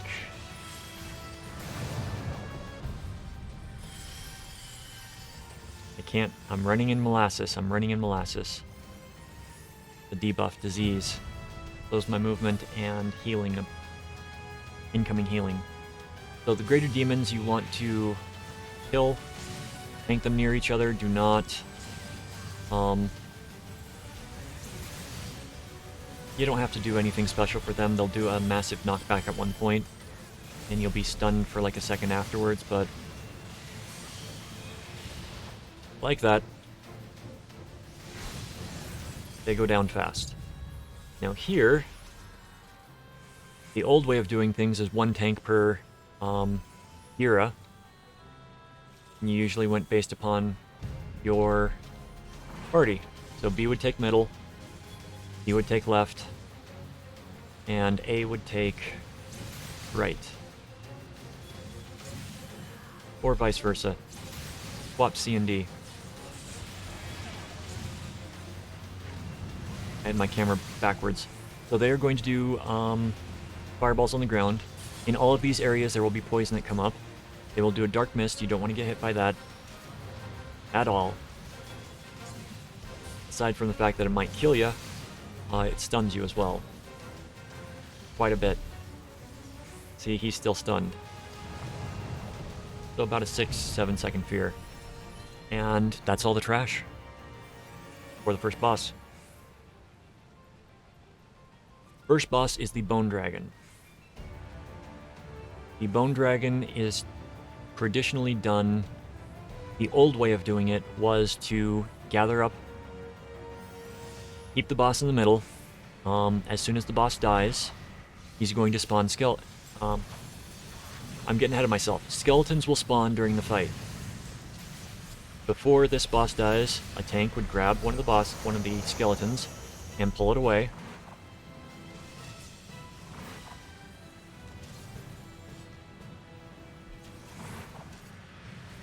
And usually they would kill him at the end of the platform. Now, since they do not do as much damage, everybody just lets them train out. So, whereas, all 6 of them, however many of them going off, didn't kill everybody, that's basically how the fight goes now, is they just soak the damage, because it's not a wipe anymore. The boss also has other abilities where if you're standing in front of him at a certain point, you will get, stunned, I think, or feared, unable to function. If 2 of the skeletons are killed next to each other, they will run fast, so you don't have the time to kill them. So the old way of doing it, to clarify, tank boss in the middle, skeletons spawn, the off tanks will grab them and run them off, and the DPS kills them. Preferably down different paths, down different walkways. The way the boss is done now is burn. Just burn everything. Ignore everything and burn. And it works. So we will probably not be... probably won't be doing that after 6.0 drops. I expect things will have to go back to the way they were. Valid boots, that's Bard gear. Bard gear from this place actually doesn't look bad.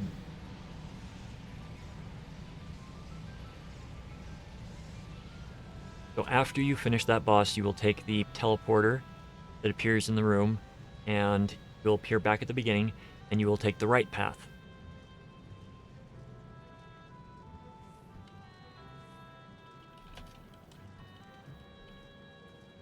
So this is a section that typically wipes the first time you go through, because somebody will face pull and there won't be enough people inside. Mechanics for this, important. You need 4 people standing on the pad as long as it's lit up. As soon as it fades to gray, you can run off and attack the boss. You've got 4 people standing on that. It removes the invincibility from the boss on the next platform over. As you see, you got purple. Purple's over there. So A controls B's defense, B controls C's, and so forth. You go with your group. As soon as you pull, range DPS stands back here. When you had 2 tanks, both of the tanks would, one would tank the boss and the other would grab the ad that spawns and pull it back to the platform to be killed. Alright, we've pulled. You'll have 4 people standing back there. I'm gonna come over here and start smacking stuff. Yeah, I'm gonna grab the Dira, since there's only 1 tank. Pull it back so the DPS can kill it. Alright. Everybody's doing well.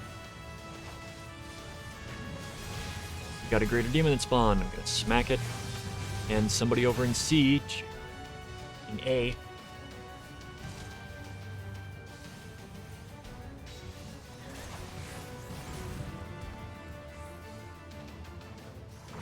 see what happens if you do not have enough people standing on the platform after about, what is it, like 20 seconds?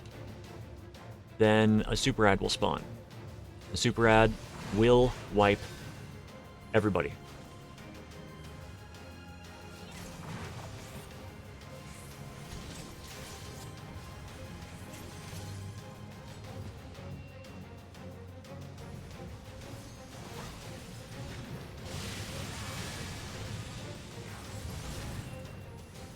And you just have to go back and forth. And you can stop standing on your platform when the Atmos in your lane dies. Or when the Atmos in... So, B can stop standing on their platform. The Atmos in your lane dies, usually best to go stand on your platform. Just in case, because people will run off. Like that. Zoe, get back here. Zoe, get back here.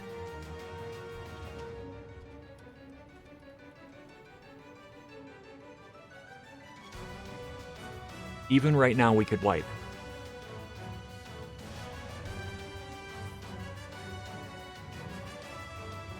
I thought Zoe was listening to me, so... Is my mistake? Okay. So we are the only ones that need to be on our platform. Because... their Atmos is the only one that's still up. Almost every iteration of the raids has had an Atmos-type fight. Whether it's a variation of Atmos or not. Alright, Thanatos is going to be the second boss.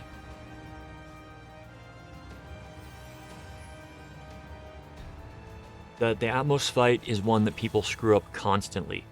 It's been out for, 8 years now, and people are still screwing it up. So, if you screw it up, don't feel bad. Just get back and do it right. It's easy once you know how to do it. So, Thanatos. Thanatos cannot be tanked the traditional way. The pots are going to turn each alliance raid, each alliance group, ethereal in succession. So right now, I can't do any damage to Thanatos. Invulnerable, invulnerable, invulnerable. So, in the old days, you had healers protect the magic pots and heal them up. Because ads will spawn that will go out and attack the pots. If a pot dies, then that group can no longer be turned ethereal to attack the boss. As tanks, our job is to gather up these nemesis and kill them. The DPS will take care of the Sandmen since they are untankable. But as soon as your group becomes etherealized, if you're the tank, in the new group that gets etherealized, you take over.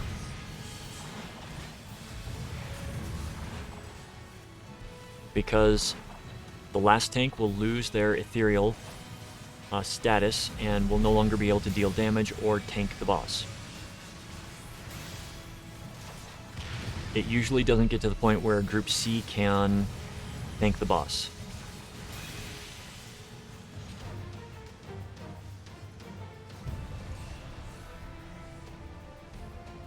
Alright, you get the stuff, you get the loot, you roll for your loot.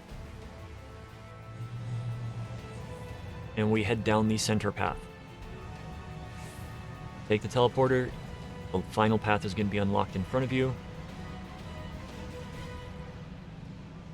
And you will be coming up on the next bit of trash. Now, whatever group you're in is going to be what dictates where you stand for a lot of these.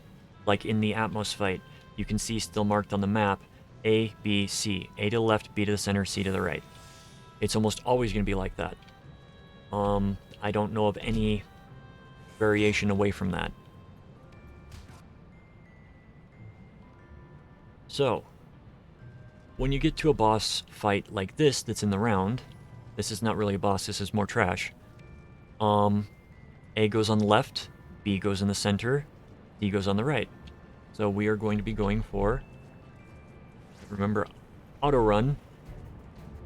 Pay attention when you use auto run, because you can end up pulling the entire place.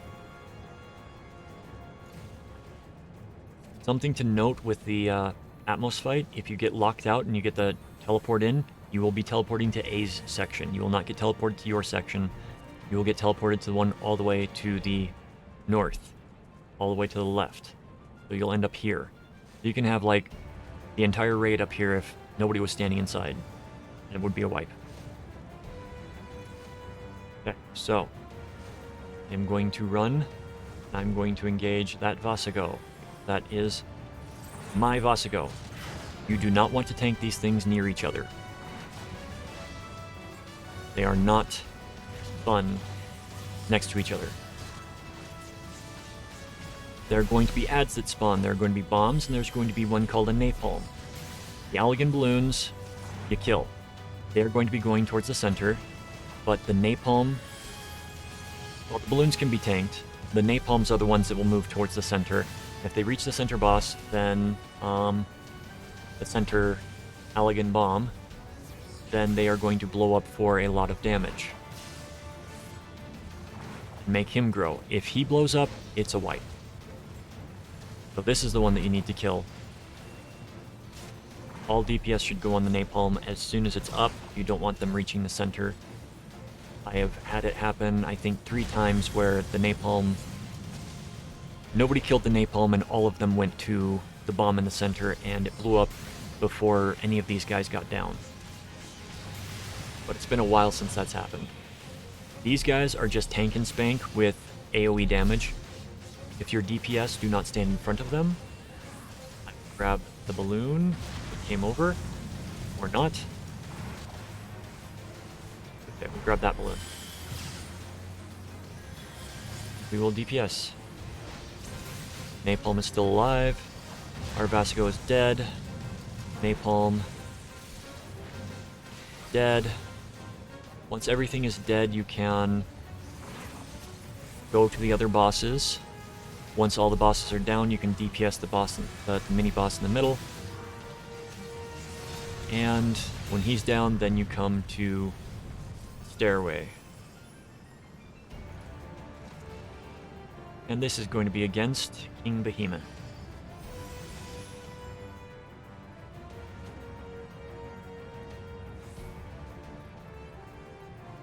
I will attempt to tank. Maybe. We'll see what happens. So, King Behemoth, initially you had to run to these towers and activate them every so often to prevent them, to basically depower them. There's going to be constant raid-wide damage going out from an electrified floor.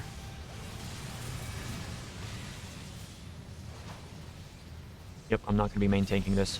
So, with him taking the main tank, I'm going to grab the Iron Giant.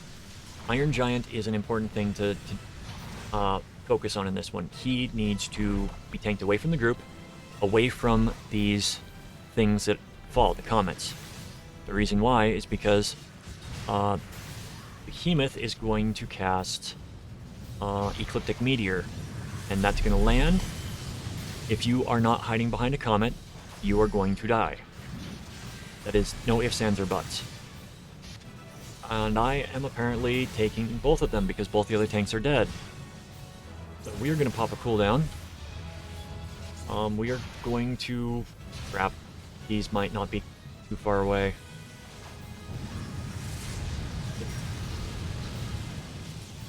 That's probably going to be a wipe. Unless they can burn him while he runs around and does merry death. Yep.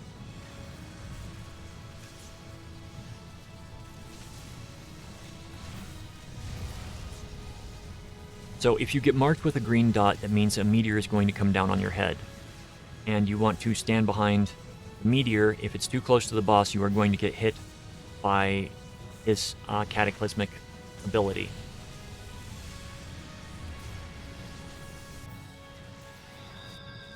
The Iron Giants need to be tanked away from the comets because Meteor Comet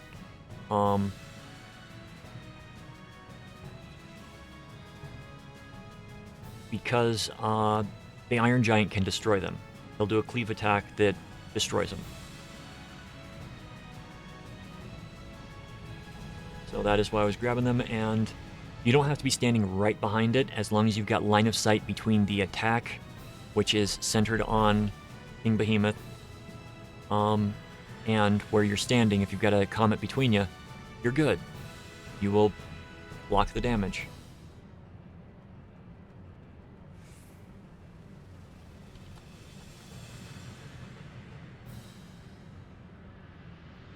Welcome back, Andy.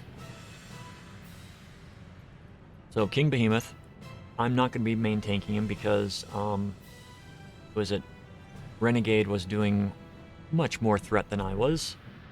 So I will let them do it.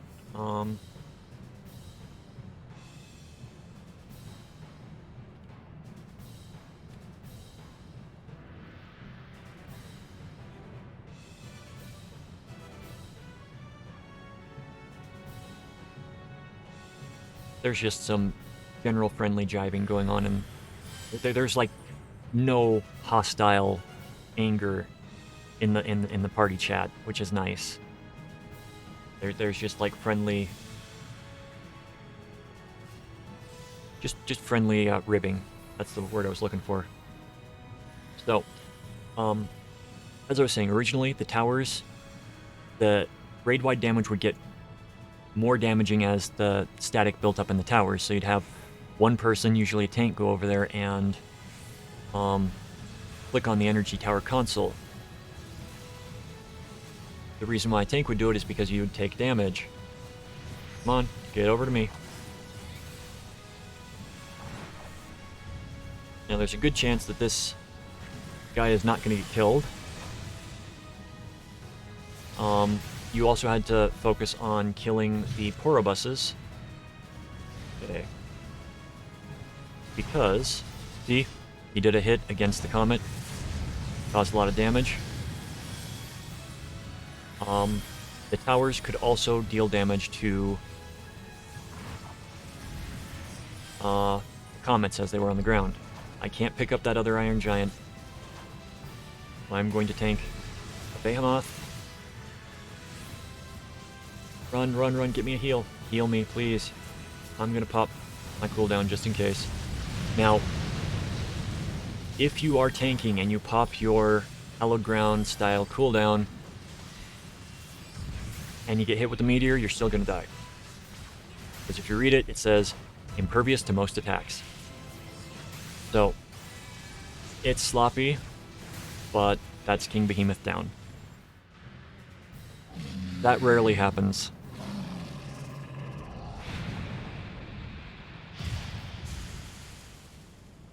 It rarely happens when somebody says that you guys suck.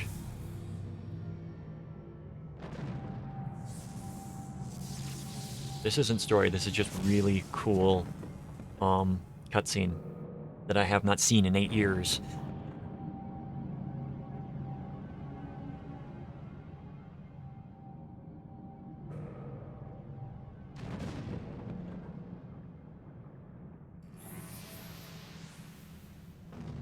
Everybody's gonna be running up there. They're gonna be waiting. And welcome the final boss.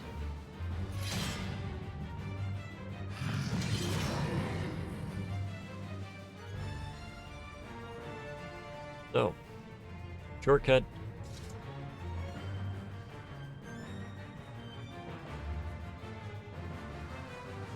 I think I covered everything for King Behemoth. Alright, so when you come out, you just run forward into the opening that's created, and you will get teleported up to fight the final boss. If you're in Party A, you go to the left. If you're in Party C, you go to the right. If you're in Party B, you go to the middle. Now, I am not going to be the main tank, but I am going to pull momentarily. This boss, it's best to tank him.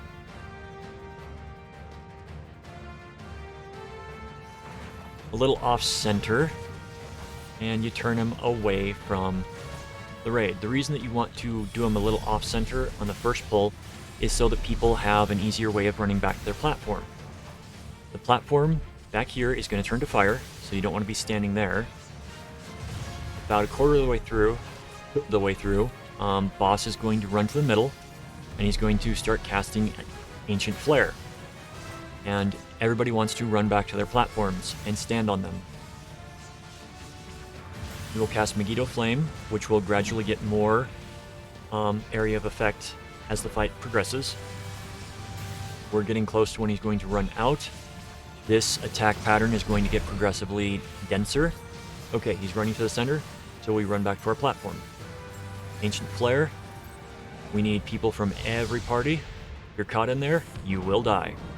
So ads are going to spawn on the platform. Iron Giant. You kill the Iron Giant. Okay, and then you run back. And you don't have to off-center him this time.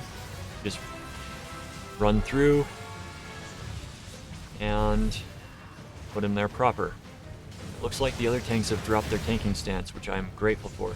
Iron Claws will come out throughout the fight and grab one person from each party.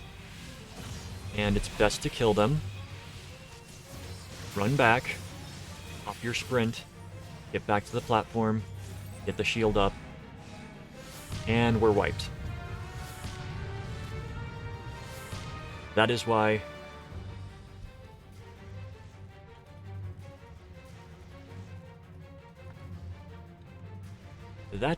you run back as soon as you see him start catching, or as soon as you see him start casting Ancient Flare. But regardless, that was actually really good. Aside from that last wipe, that was almost perfect. You can take the teleporter, which will put you just marginally closer.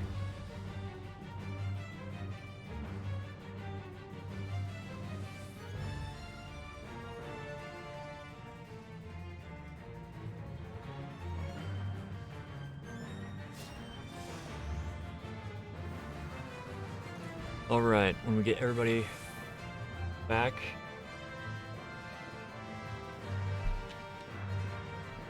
we can do a ready check because we do have a few people that are deciding to sit this fight out. I'm not that concerned with the people. Two healers that are not. Okay, everybody's ready. So somebody is probably going to do a battle res on them. Pop that right away just because.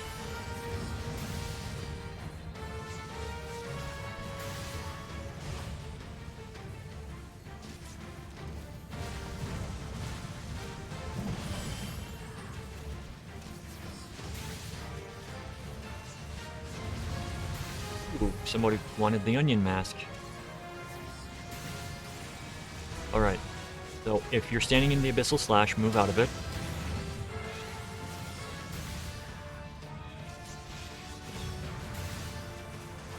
Vacuum Slash, definitely dodge. Vacuum Slash will also become a tri-directional attack. Ancient Flare. Back. So, kill the Iron Giant. I'm going to do something that, as soon as the Iron Giant is down, you can actually run back out. Because it's only the initial flare that gets returned and deals massive damage. As I said, the Megiddo Flame is going to go out in larger quantities. I think what happened with that last wipe is that people got greedy. They saw him so low on life and were like, well, we can push him, but we can't. So we run back to our platform. Please get the shield up, thank you. Alright, we're going to have an Iron Giant this time, and then a Claw immediately after. So dispatch both. The Claws won't deal damage, but they will grab somebody. And I'm glad they let me tank this last boss. That makes me feel good.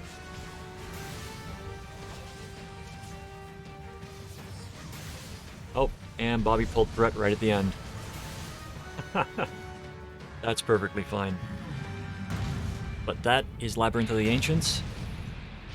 And it actually covered a few of the problems that can occur. Which makes this a better teaching level.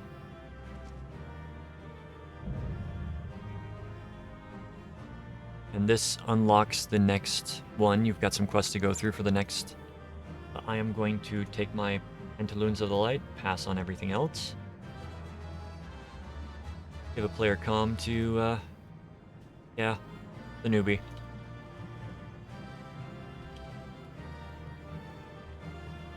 and hop out. And I think I'm gonna find someone to raid now because I've been doing this for 4 hours and my voice is giving out because I've been talking the entire time. And I gotta call my mom. Good news, she's getting out of, she's coming home next Thursday.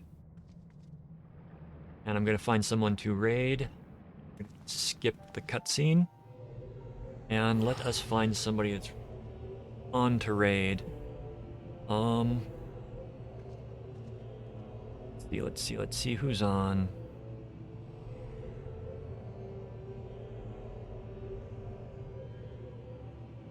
I think, yeah, we're gonna go with we're gonna raid him again. Because he is just so much fun to hop in and say hi to. We're gonna raid Aqualung. But stream is gonna end, video is gonna end. If you're watching this on YouTube, please like, subscribe, and comment. Any questions, please leave them. I'd love to answer them. Stay tuned for the dungeon videos that will come out shortly thereafter. And I will catch all of you later. So, let's raid.